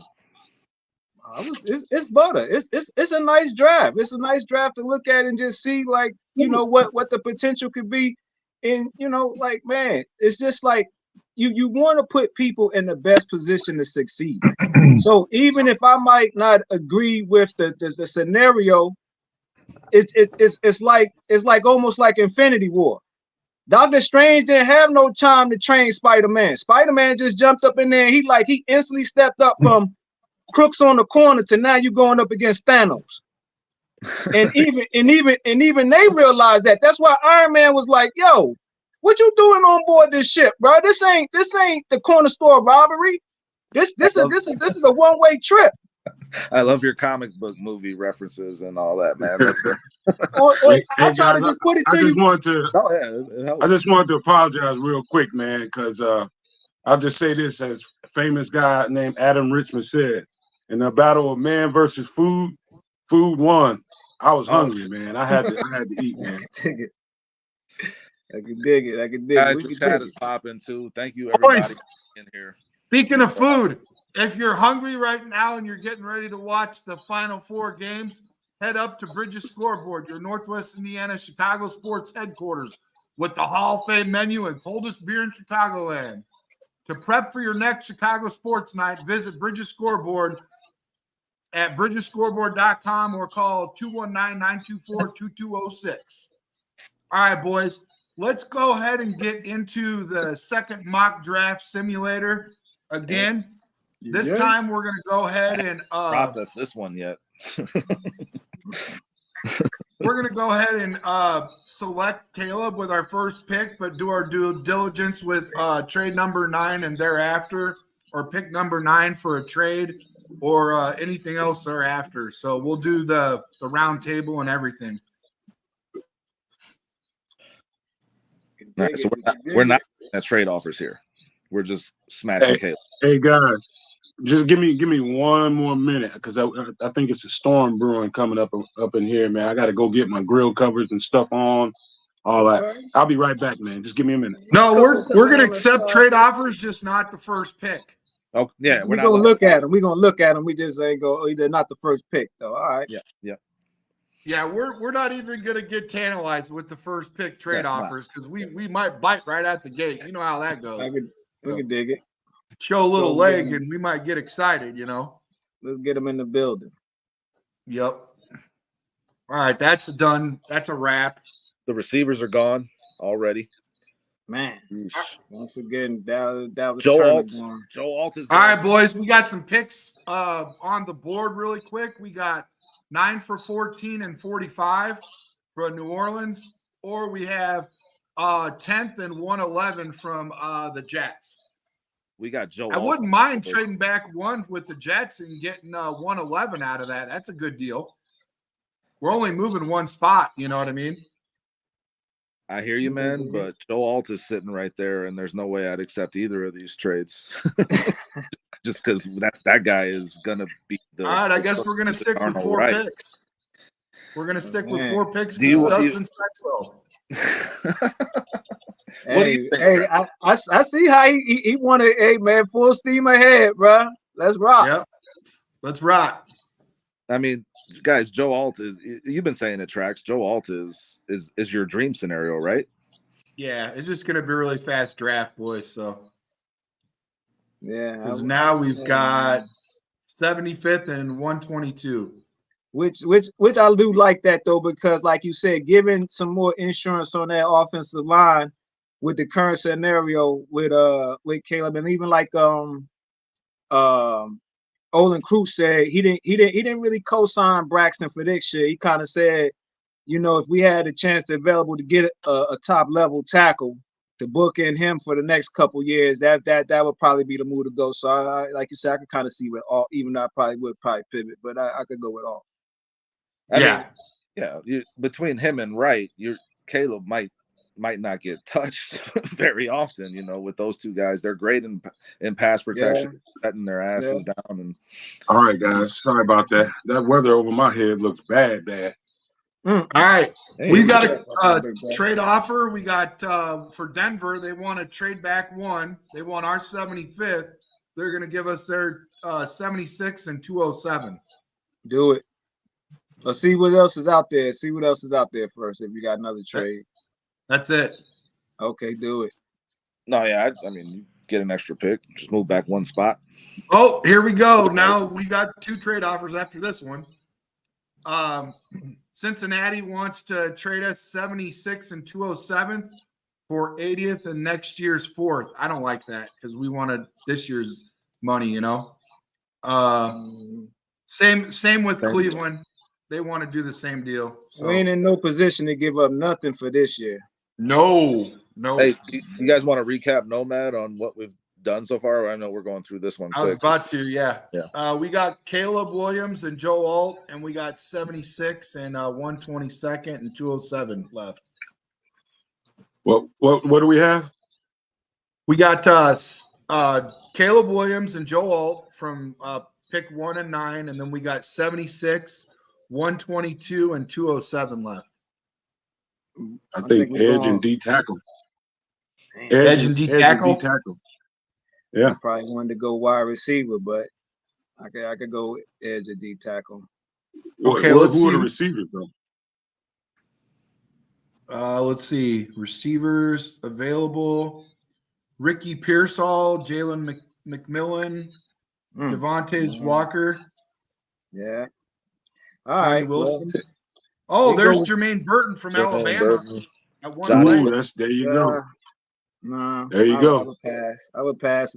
Y'all wanted to go like you said, all edge defender, or lineman, or something else, and we just wait and we any of them receivers we could probably get a little later. What do you guys like at defensive end as far as Brandon Dorless or Marshawn Nealon? or Austin Booker?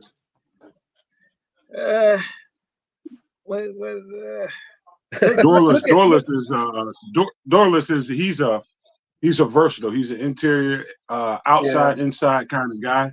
His body type projects. He's going to be more of an interior guy, but he definitely plays well off the edge. So he's very versatile. Yeah, true. What we got as far as in terms of all players? I still got Aurora. Yep. Aurora. A lot of defense stacked up in the top 80, to be honest, and then it drops down. Aurora is probably your most impactful guy right off the bat. I mean, he's going to play right away and be. I think he'll be an instant, in rotation and instant impact player if you grab that. I mean, to me, out of everybody you just said, I think he's the most valuable at that spot. I think Chris Jenkins too, man. I think Chris Jenkins is good too. Yeah, I like him. But Aurora is a better value pick here in terms of what you're going to get out of him. We just drafted Aurora in the last one as well. We ended up with him in the third round. Wait. What about Karan right there? At 93? Yeah. I wouldn't mind reaching for that because he ain't going to be available at 122. That's for sure. But we just took alt. So all right, yeah. But what about this Pooney from Kansas? He's pretty good. He's a good guy. He could play. I think. Look at this guy. Hey, Brandon, I think the depth of this draft is going to make this year's UDFA class extremely valuable. You got to think about it, man. It's only like 250 some odd players that get drafted. And you got all these. I mean, there's going to be so much value there after the draft, man. This is the reason why they did a couple of 30 visits with some guys I don't think is going to get drafted. There's a good chance they won't get drafted. It's a good time to do due diligence there. That's true. Yeah, Cornelius Squall says his choice for edge would be Cedric Johnson out of Ole Miss. Anybody got anything on him? I'm not quite. I know he's a solid player. He's very solid. I think he's also position versatile too. I think he can play a little inside, a little bit of outside. We didn't hit the drop, man. This is all just depth pieces and just filling up some holes. But Aurora probably could be, if something came down and Javon Dexter Pickens just kind of, whatever worst case scenario, he could be a plug and play guy in there. And Senate too. Senate is solid. Yeah, I look at Aurora or Chris Jenkins here in terms of the value and Bears need as well. They need some more rotational depth at defensive tackle. Mm-hmm. So 2 defensive tackles last year, 1 defensive tackle this year. So 3. And you guys are good with not looking at an edge? Well, edge, the edge guys. It's not. The edge guys are at this point. The edge guys at this point extremely high. I mean, it's big projection at this point in the draft. Scroll down with them edges.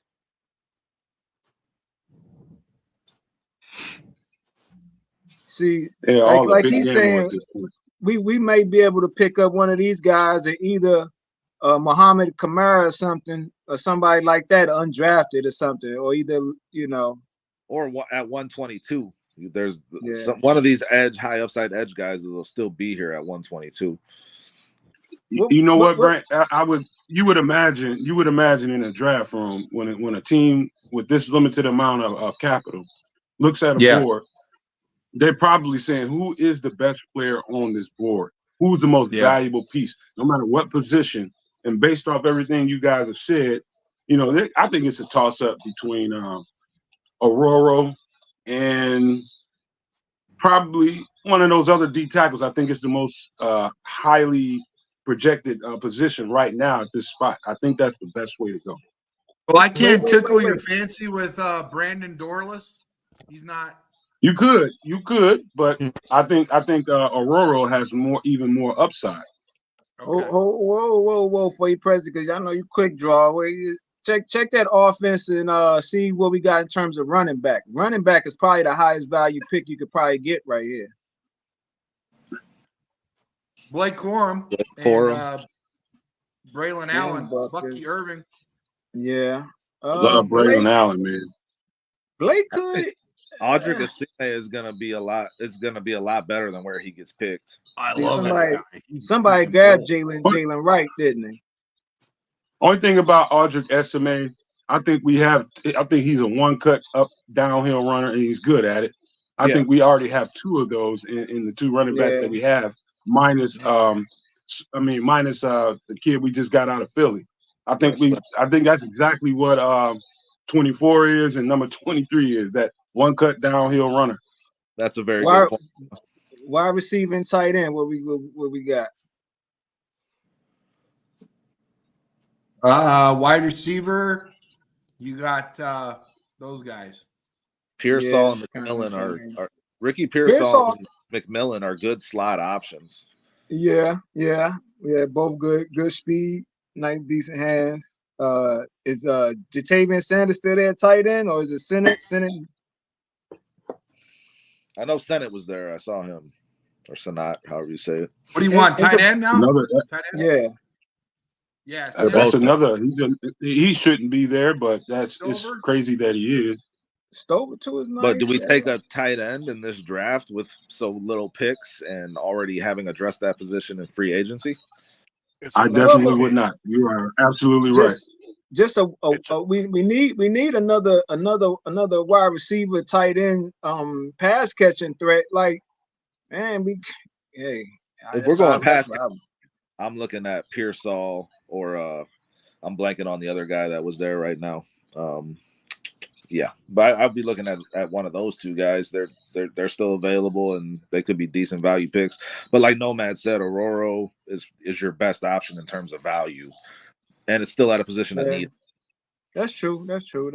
We could go with Aurora. Aurora. Oh, I can't say his name, man. I'm gonna speak for C Sharp. I'm gonna speak for C Sharp and say Aurora. Yeah. Okay. I can get his name, but I just like, Roro. I definitely like Roro. more. It ain't gonna be Roro when he get inside the locker. When he Roro. Nice and easy.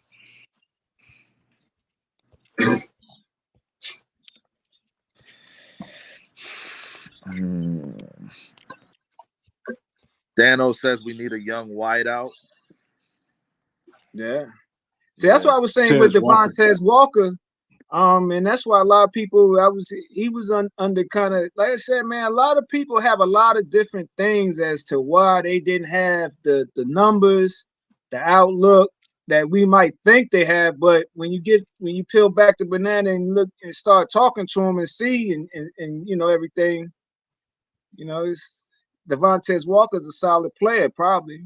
They talked to him at the Senior Bowl or wherever. So, you know what I'm saying? Well, we could look at receiver here and maybe find something, I mean, a lot of teams are up with good prospects in that 3 to 5 round range, for wide receivers. So, and this is a deep class for it. All righty. I tell you one thing, Ricky Pearsall and Tez Walker, if you go receiver, I think there's some other guys down Brandon Rice. Brandon, that's your pick. Grab him. That's your guy, Trax. Give Caleb some company, man. You can talk about USC together. I got to do it once a draft. That's it. Yeah, I got a little familiarity there, but yeah, Pearsall would have been the option in the round previous at the 75 pick. Yeah. He definitely got the speed and the quickness to be a good slot third, fourth wide receiver. Yeah, I'd be disappointed if the Bears ended up with him at that number 75 pick. If they stay pat and they're only taking these 4 picks, like when Trax was on Chicago Bears Central earlier, they said that a report came out that they're leaning towards standing pat. Now everything's rumors at this time, but if they do stay pat, I mean, I wouldn't be disappointed with a guy like Pearsall at 75. I'd be pretty happy with that. Unfortunately, Dustin, they have painted themselves into this situation, which is not, I'm as a fan, you just want to give that GM as much latitude as you can give him, even if he didn't do what you thought. he should have done in this free agency period and this offseason. He's made this decision to go with a new quarterback, and this is what he has. So the options are limited. You know what I mean? So you just got to live with it and hope he made the best decision.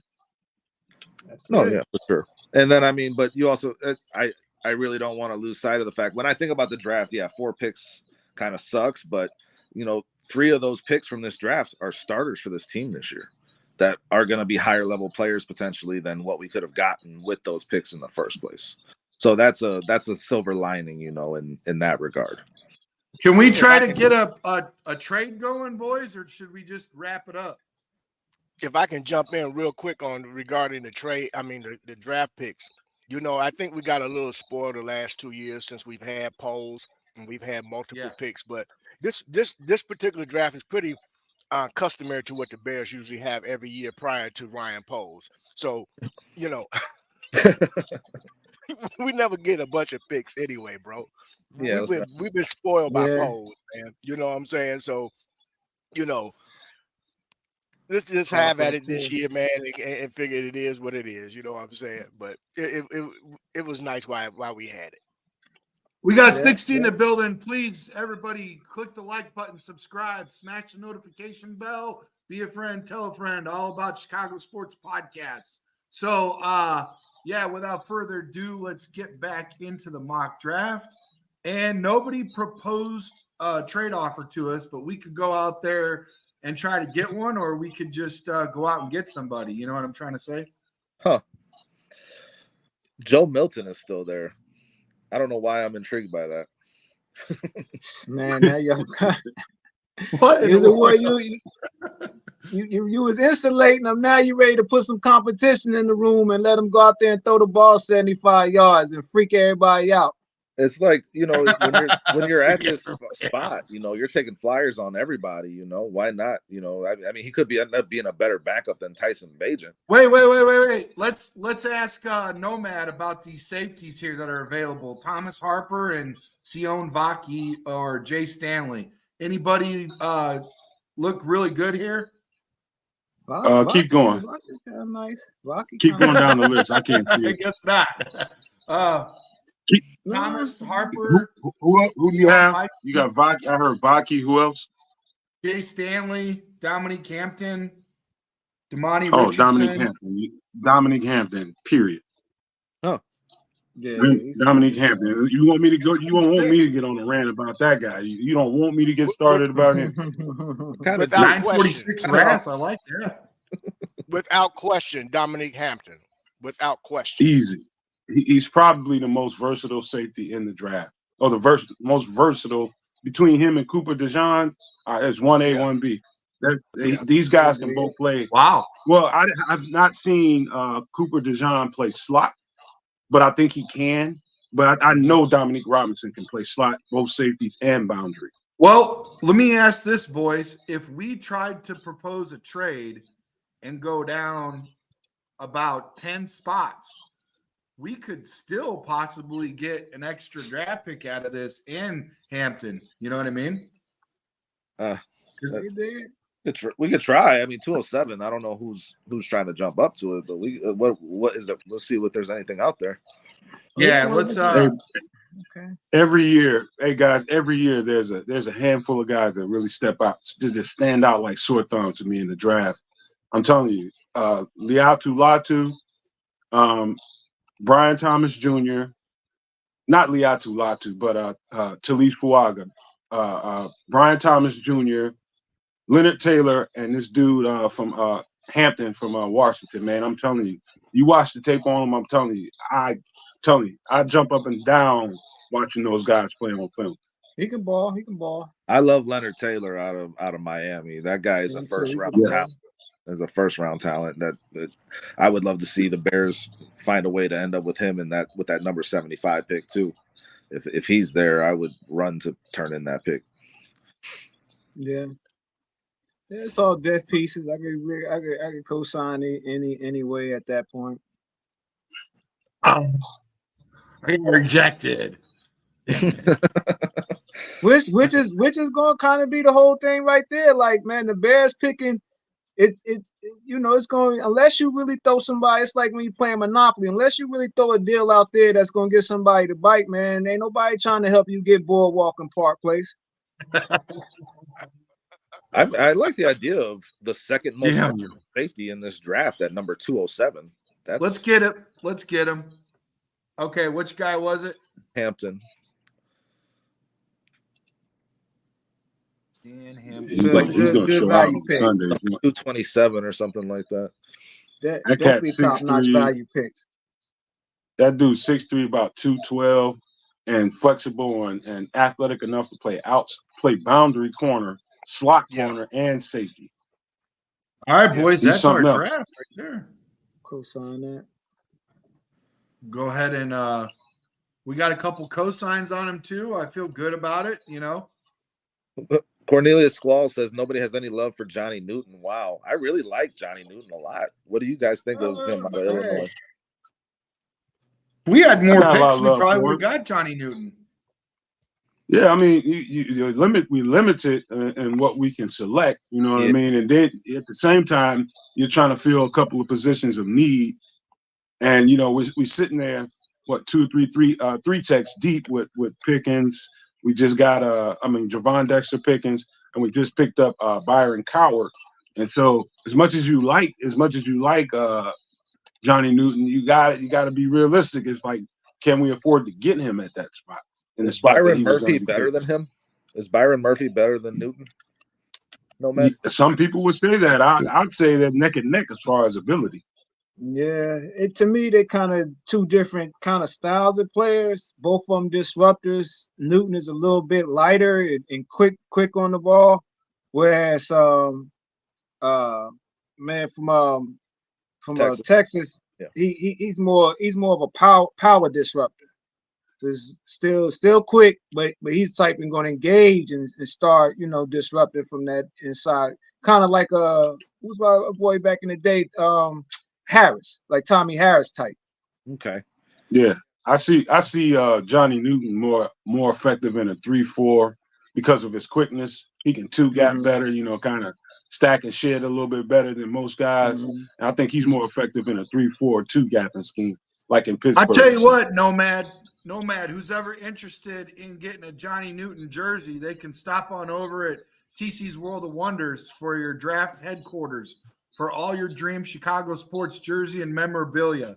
Check out Tom's festive line of gear and collectibles at tcworldofwonders.com. So, yeah, I don't know, man. I think we did pretty good, guys. We got 5. The only thing that probably would have helped us to get more picks is if we would have skipped on Joe Alt and went and traded back to draft to pick number 10. But you don't know if number 10 would have went and got Joe Alt at number 9. You know what I mean? So that's the only thing that I could have saw that would have gave us one extra pick, and then that would have gave us 6 picks, which is still not world blazing. But to Nomad's point earlier, he said there's going to be a lot of good, healthy picks that are undrafted that you could get, that normally would be 5th, 6th, or 7th round draft picks, Here's the question. Is this draft better than the one we just did where we traded out of that number 1 pick?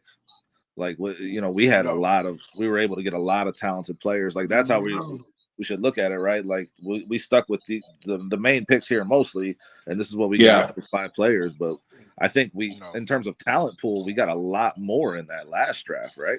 Yes, we did. Yeah, no yes, question. we did. This is from 1 to 100. From 1 to 100, this is a really, really especially talent-laden draft. I mean, just if there was ever a draft that you want to have multiple picks in, this draft is it, man. I think most people probably build up every draft to try to make it look like that. No, but I think this draft is just that talented. From 1 to 100, I mean, it is thick with talent. Here's my question to Nomad, though, because last draft we had, we went out and got that offensive lineman. You guys remember that offensive lineman, boys? We picked him up in like the middle of the draft. He was an offensive tackle. I want to know how much of a drop off it is from Joe Alt to that guy. You know, a little bit. Nice, solid drop off. Yeah, who we talking about? Talking about Bryson Jones? Kingsley Sama out of BYU. Kingsley Sama again. Tough time with Kingsley and Joe Alt. Joe Alt, his pedigree. You know, only problem I have with Joe Alt's film is his ability to anchor. You know, I think he's got. I think he's going to get stronger. He's going to get more powerful. You can see the projection from the waist down. He's going to pack on some muscle and some power. I just don't know what he does against. Let's just say Myles Garrett right away. I think Myles Garrett, he's going to beat him up. I think later on, I think his pedigree and he's so technically sound. I think that's going to really, probably in about 2 years, I think he's going to be a really special looking tackle. I don't think he's going to be successful right away, if I could say that. Okay, so it'll take a little bit longer because what I did like in the last draft is we went out and picked up a star-studded, wide receiver. I thought that was really cool. So it's kind of half in one, half in the other, but yet we did still address offensive linemen early to where it was still really good value. You know what I mean? So I just and to that point too. I mean, you look at it. I did like the fact that we were able to get that safety Cooper DeJean. I mean, that really made me feel, when you go out and get Jaden and then you go out and get what do you call it? Was that Rome?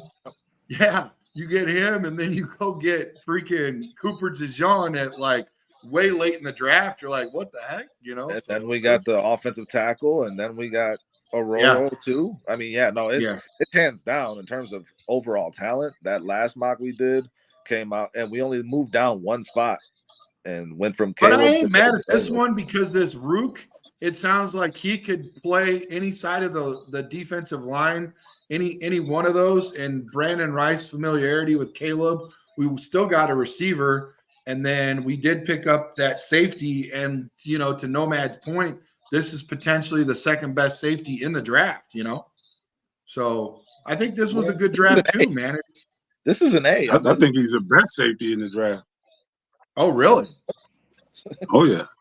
Okay. Well, Cooper DeJean hasn't played safety, but we think he can. I know he could play it. I have no question in my mind. I've seen Dominic Hampton do it. I've seen him. The reps. At 207, we got the best safety in the draft in your mind, Nomad? Yeah. Man. I'm telling you, you watch. Yeah, bro. I'll just challenge you this way, Dustin. Dustin, just watch last year's film, this year's film. What you'll find out, just watch where they put him. Watch how dynamic they use this guy. They use him as a pass rusher. They use him as a slot corner. They use him as a boundary corner, and he can play both safety positions. You can't find guys like that often, man. We think Cooper DeJean can play all those spots. I know Dominic Hampton can. Hey, man, I'm not questioning you. I'm saying that's crazy. If we could end up with that high of a pick, getting that type of player, I would be ecstatic. Any defensive back coach, any defensive coordinator, they watch this guy's versatility on film and they start salivating. You gotta, and he can play the zone very well. Our concepts that we play, I'm telling you, the Washington DBs project so well to what we do. It's almost like they're training them just to play on our squad. So I'm telling you, that's a DB school, and so is Iowa's. Iowa is similar in that regard. They're a heavy zone defense, and those guys technically can play. I mean, they're very versatile. So I don't think you lose in either Cooper DeJean or Dominic Hampton. Only difference is I know how versatile Dominic Hampton is. We just guessing with Cooper DeJean. That's why we got Kyler Gordon from Washington. Yeah. Exactly. It's DBU, man. That's where. Go ahead. To back up what Nomad is saying with regard to Dominic Hampton, not only can he play each one of those positions, but he can play each one of those positions very well. And you can't say that about a lot of guys. His versatility, man. This kid, and Nomad's not lying, bro. I've been stuck on Washington ever since we drafted Kyler. And I was like, let me really hone in on what these guys are doing. and I was like, damn, they I mean, really, hey, Brandon, they are really putting some talent together, man, in that DB Brandon, area, man. that defensive secondary coach is good. I mean, real good. I mean, those guys are. If you play a zone-based scheme like we do, if that's your base concept, they are basically grooming them to play for you. I mean, Yeah. it's they're spectacular. Without those guys, they're not in that national championship. So then this draft is an A, Nomad, right? We got our quarterback, left tackle. We got the best, defensive tackle that was available with number 75. We got a receiver, and we got the best safety in the draft with those 5 picks. That's pretty phenomenal. Excuse my background. Primarily because you're getting what you want. Thunder. It's an A because you get primarily what you want. Like you said, you got Caleb. I like, we added Brendan Rice. Like he said, a lot of times with Washington, because them games are already high scoring, you're getting a lot of in-game reps, seeing a lot of balls come your way versus Cooper DeJean. I think Cooper DeJean, he's a better downhill player and tackler because them games he is a lot of run support, a lot of doing a little bit of everything as a defensive back. Kind of, Brandon, he kind of just like you said, he was forced to kind of get out because instantly them games is up in the 30s. Like you said, he already moving, having to move all over the field a lot. And Cooper too give you some punt return skills too. Yeah, so, that's one thing we've left out with him. He's a dangerous returner, Cooper. Guys, everybody, I just want to give a special shout out to Louis Claudito out of North Dakota. I'm not sure what the weather's like over there, but out here in Northwest Indiana in Chicagoland, it is always summertime at Serendipity Ice Cream Parlor. They've got delicious summertime tastes. They got the delectable funnel cake sundae. Oh my gosh, man. You want to talk about putting on some pounds like Nomad said one of our guys needs to do? That's where you get it done with all the toppings. And I'm about ready to just get off here and go pick one up right now, boys, at 120 North Griffith Boulevard in Griffith, Indiana. It sounds like a party to lactose tolerant people. Hey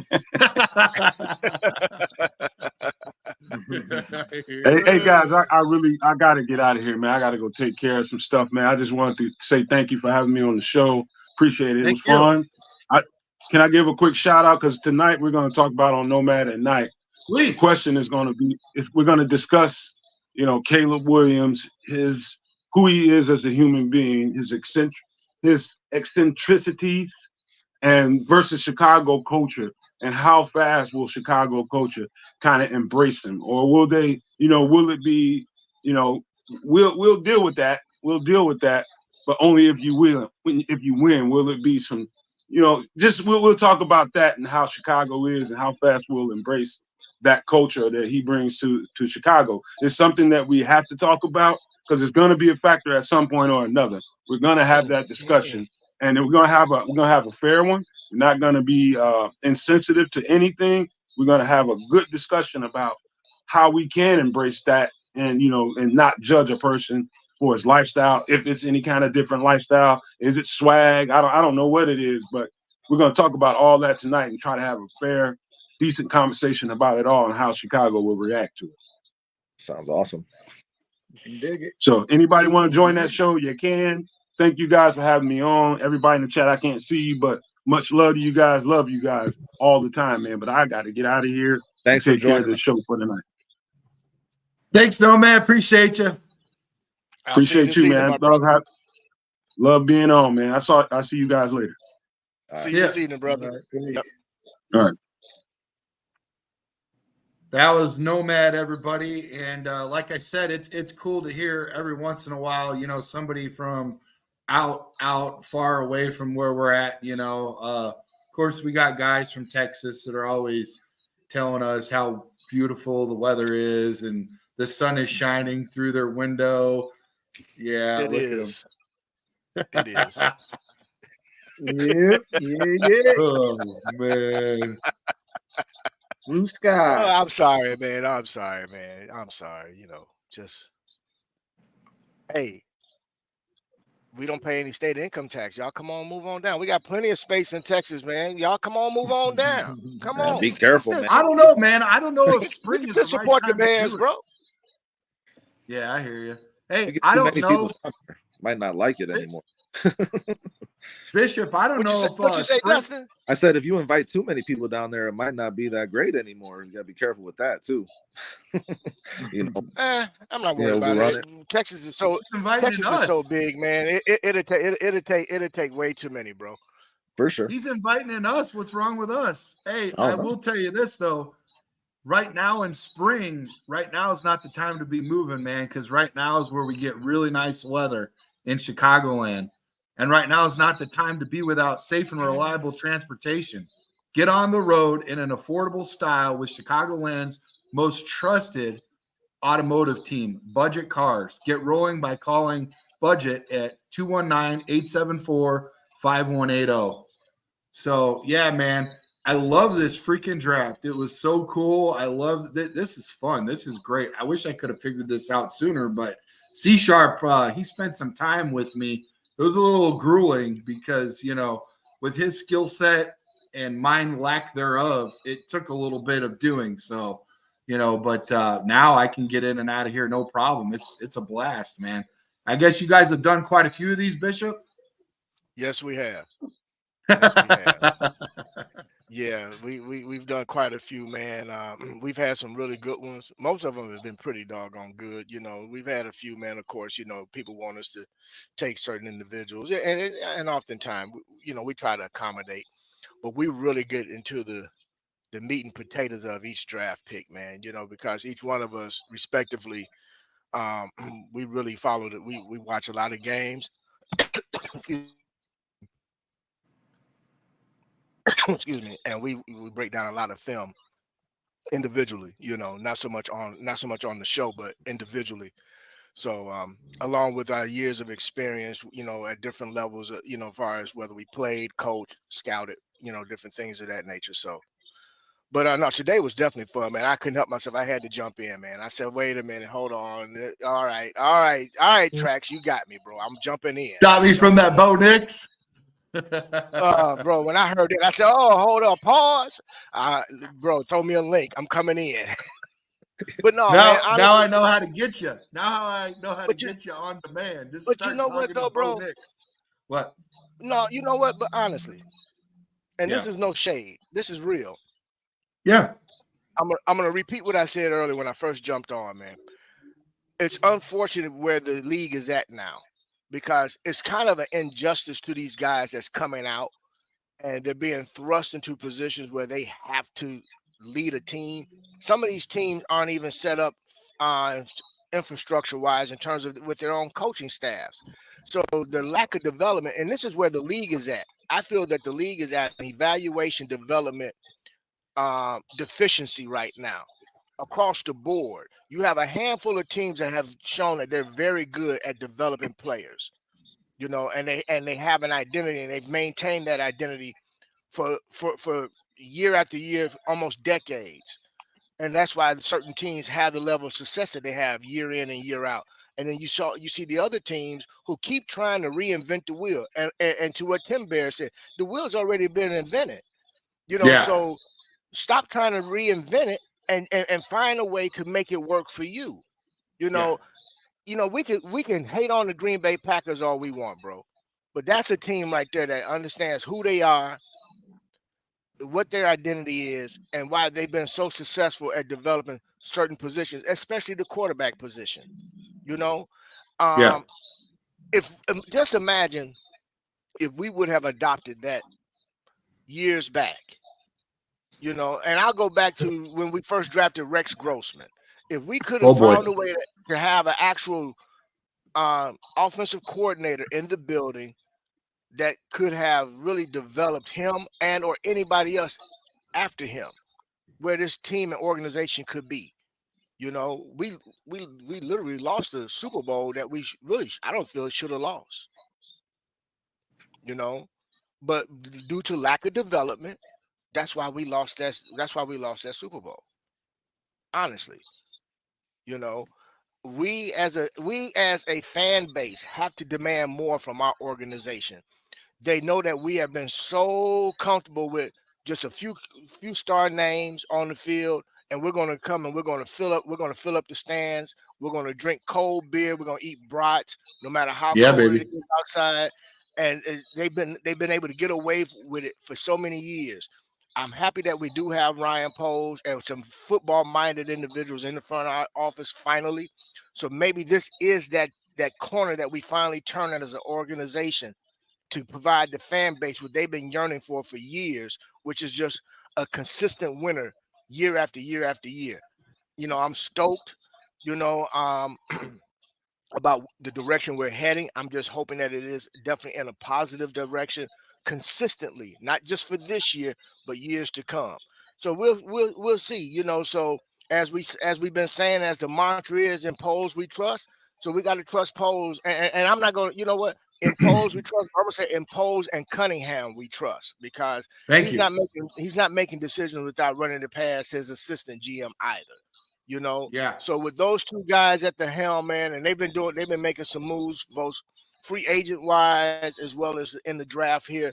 I'm excited. I'm excited, man, and I love jumping on with you guys and having a chance to chop it up with you guys as well, man. I'm excited for what's getting ready to come. How many days are we out from the draft? Today is the 5th? Like 19 18 days. The 7th. 18 days, So, yeah. so we're 18 days away, man. So those days are gonna go quick. Yeah. So all I can ask the fan base now is, are you ready? Are you guys ready? Because it's going to be here before you know it. I tell But you hey, what, we're folks, putting together a fantasy team, and I better be careful because I could lose some money on underdog fantasy. Because here's the deal: whenever you go pick up a bunch of players off one team, they all sit on the bye week, and now you got nobody playing, so you got to hope that your bench can carry over. But the good thing about the folks at Underdog Fantasy, every time you go in there with a new team. It resets, so that's what's cool about that. So friends, get into action and get on the money and the mega fun of a lifetime with the world's #1 fantasy sports app. Not just in the United States, in the whole entire world. They're the #1 fantasy sports app. Underdog Fantasy. Get 5 picks right and mega bank your money by 20 times. Place your entry today. Use a special CSP, as in Chicago Sports Podcast. CSP is a promo code, and they'll match your first $100. I've already did it a couple times, and I've won myself some cold cash, and it's been fun, boys. At underdogfantasy.com. Man, I tell you what, they're great over there. But Ten Bear, man, thanks for. I love all your analogies, bro. You bring all the seasonings and the zest with you every time you come on, brother. It's great, man. And try to just relate to the people, man. Just try to give them try to give it a way that maybe they could understand it. Not everybody come from different walks of life, like you said.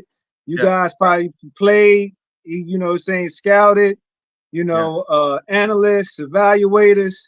I'm kind of, I'm kind of born in it, not sworn in it, So I just kind of just been following it from day one and come from more of a just, general background, especially like sports wagering, fantasy, and just kind of overall limited, background as far as playing. But, sometimes you see things differently. That's what I was playing to a friend of mine. I said, Michael Jordan was the greatest player in the world, but he couldn't put together a winning organization because a lot of times you see it differently.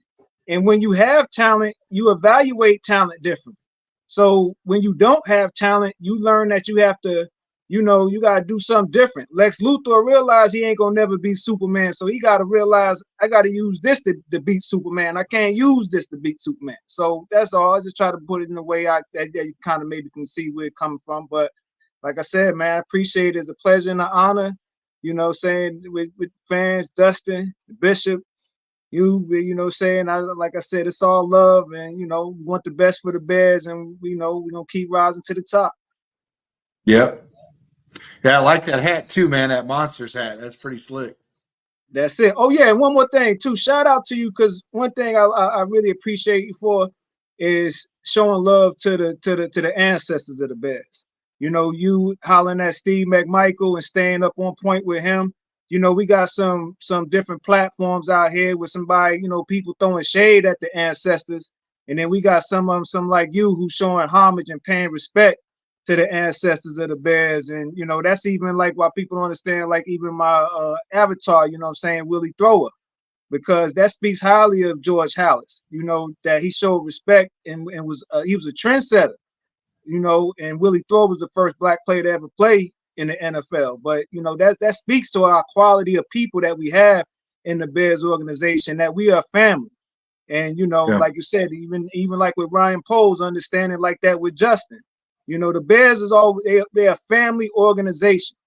And so we always going to try to keep things family first. But I just want to say a shout out to you for that, and just really much love on behalf of all the Bears and the Bears of past. You know what, man? I really appreciate that you bringing that up, because I look at it like, let's just pretend, for instance, you and Dustin are on the Bears right now. Just came out of college. We're all excited. You guys had phenomenal college careers. You know, we have you. If I did a podcast with you guys back about 20 years ago or so, I would have thought you were the best thing since sliced bread. I would have been like, oh my gosh, this is great. Coming fast forward, we'll pretend this is one of the guys from the '85 Bears. We'll pretend, you know, he's Leslie Frazier. Okay, so I got him. Guess what? He's lived a whole lifetime. He could tell me everything from point A to point B. He's going to give me way more color than you two together will. Exactly. And I never thought of that up until now. But man, when you sit back and you listen to these guys, it is an honor and a privilege to be able to do that. And believe me, I enjoy it just as much as they do when I have them on, if not more, honestly. Definitely send them all our love, man. Send them all love. You know, like people say, the Bears never had a franchise quarterback. I'm saying, if you wasn't there, you can't co-sign that. That's like you testifying in court to something you ain't see. You can't be no star witness. If I was there, Jim McMahon was everything we needed as a quarterback, and just like Mongo and all the rest of them. So unless you was there and you saw it with your own two eyes, you gotta read a reference book. You can't get no sworn affidavits on this. But anyway, I digress, bro. You know what, Tim Bear, I'm gonna piggyback on what you said, man. There's a couple things, man, that people need to realize. First of all, understand the history of this game. If it wasn't for Mr. Halas, we wouldn't even have an NFL. This guy was writing checks for other teams just to keep the league going. Most people don't even understand and know that, bro. You know, exactly. They're completely oblivious to that, because they, you know, and when you mention a franchise quarterback, we've never had one. Well, what is the definition of franchise, or what does that mean to respect to each individual team? Because he filled he actually occupied the space that we needed at that time to win that Super Bowl. You know, and I'm on a quote what Sean Sierra said on his show and on our show, which is essentially, you know, was he the most talented quarterback during that time? No. But he was a leader of men, which is what you need in order to win a championship. You know, Patrick Mahomes just happens to be that guy that is probably deemed one of the, if not the most talented QB right now. But he's also a leader of men. That locker room will follow him off of a cliff, as long as they know that at the bottom it's going to be soft enough for them to land and they can get up and walk away. So you have to kind of put things in the proper perspective when you're speaking about things, you know. That's why I always say I get it, and I let them have it with the Dallas Cowboys and the Cowboy fans talking about they're America's team, but the true American team is the Chicago Bears, because if it wasn't for Mr. Halas, we wouldn't have an NFL league right now. So that's America's team, bro. Yeah, for sure. Many of these fan bases, many of these fan bases are still hurt. Like, man, we smoked the Cowboys 44-0. You know how many Cowboys fans that wanted to see them get off on us? And we just straight went up in there and put the infinity glove on them and stomped them so bad. The 49ers, that's why a lot of these media people hurt, man. The Bears were the nightmare. That's why they were the monsters. But go ahead, Dustin. My bad, brother. I was just going to kind of go back to what Bishop was saying earlier. Like, our expectations need to be higher, though. We have that history, and we always got to respect it and honor it and cherish it, for sure, as Bears fans. But our expectations have gotten too low in terms of what we expect as a team on the field when we're watching on Sundays. And moving forward, I think we've done some things to change that, like Bishop was saying. And I just want to see them get back to that point that you're talking about, 10 Bears, where they're beating the shit out of teams and people respect the Bears nationally for what they're doing on the football fields. So we can keep that heritage, but we also gotta expect more in the future from this team because we've been let down for some years now. And every 85 Bear I've talked to, they all come back and tell me what a disgrace it is to see the head coach sitting courtside with the ops, hanging out like everything's okay. They own us. Nothing is okay about that. And furthermore, until we win and we actually do take it back and we own them, I don't even know if that'll be okay. But right now, that stuff is not sitting well with our alumni, respectfully so. And they do deserve a better quality. If anybody deserves it, it's the men that were down in the trenches that they have every right to say what the state of Chicago is at right now, that we really deserve a better quality on the field, not, oh, well, we did okay here, we did okay there. Next time it's going to be a little bit better. We don't want to hear any of that, man. Just in the mighty words of Davis, just win, baby. That's what we got to do. We got to win, You know, and you know what? It's funny you say that, man, because think about this. This entire offseason, the Chicago Bears has dominated the national media simply by having that number one pick. On top of, for a guy that we had at quarterback, for so many that think he was a scrub, he dominated and is still dominating the national media right now, because even though he's no longer a Bear and he's a Steeler, now he's the talk of the Steelers and what's going on there and what direction is that organization going to take with the two quarterbacks that they have in their quarterback room. So I say this, man, if you do your history, the league is at its best when the Chicago Bears is playing their best football. And I would always, and I stand on this wholeheartedly, man, that the league goes as the Chicago Bears go. And that's going to prove it this way, this season, this coming draft and moving forward, because if Poles and Cunningham gets this right on the 25th, brothers, and we take the field in September and we hit the ground running and we are leading the NFC North to the point where we can actually take the NFC North this season. Granted, we got some steep hills to climb to do so, but what if? And I'm just putting that out there. What if that is the case, man? Oh boy, you talking about a 9.5 earthquake shaking up the NFL.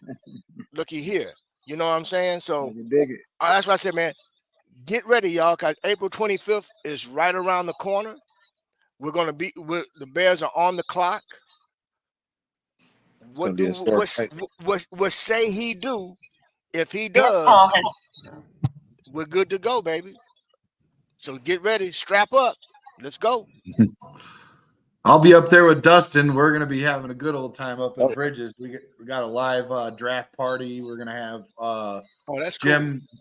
Jim RoboCop Thornton. He'll be up there from the Bears, the old tight end, the chiseled physique tight end. Okay. So that'll be nice. And then Jim Osborne, Jim Ozzy Osborne. That'll be cool to have him up there, Mr. Sack Specialist himself, like 80-something sacks. So I'm excited about that. So it's gonna be a good one. That'll be Fridays. So yeah. That's cool. Shoot, man. we That's got cool. we got anything else to talk about except we got an 8:30 pod tonight. We're gonna get into another mock draft and get crazy with that. But what time is your guys' podcast at, and where can they find you? We're kicking off tonight at 8 p.m. You guys can find us on YouTube. Just the Nomad. It's gonna be Nomad at Night.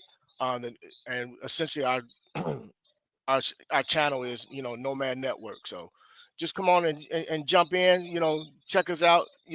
Chime in the chats. We love a spirited chat. We love our chatters to have a nice debate within the chat. So we do appreciate anybody and everybody that follows us. And when you do, please like and subscribe as well. And as well as make sure you guys continue to follow these guys. You guys are doing amazing. I love your platform, man. I love how you guys are approaching it. No doubt. And tracks like to second what Tim Bear said, man. keep doing what you're doing, man, with the old heads, bro. You know, we cannot allow those guys to be forgotten. You know what I'm Hey. saying? They've done way too much for the organization. They've done too much for the league, man. And I applaud you for that, bro. I really do. And as always, man, I appreciate you guys having me on whenever you can or whenever I'm available. I love jumping on with you guys, man, and I look forward to jumping on with you guys in the near future as well. Okay. All right. Well, see you guys later. Y'all too. Y'all have been All right, great. I'm out, It's been a great fellas. show. All right. See you. Yeah, maybe Dustin will switch ours off to 9 o'clock, because if theirs is at 8:30, that gives them an hour under their belts, you know, and that I'm off you know, at 9, might... so I can jump on that one. Yeah. I got to get to work though, guys. 10 Bears, you were fucking awesome, man. This is a great show. Trax, thank you so much. Killed it with that mock draft. Nomad was awesome too. This has been fun. Everybody in the chat has been great. I mean, Appreciate it, great. man. I had a lot of fun. I'm blessed to be here with y'all. Thank you. It's all love. All right, man. Thanks again. I appreciate you, Dustin. Good Appreciate job. you always, Trax, fearless leader. Thank you. Peace, Dustin. Take it easy, 10. Yeah, so you're going to be on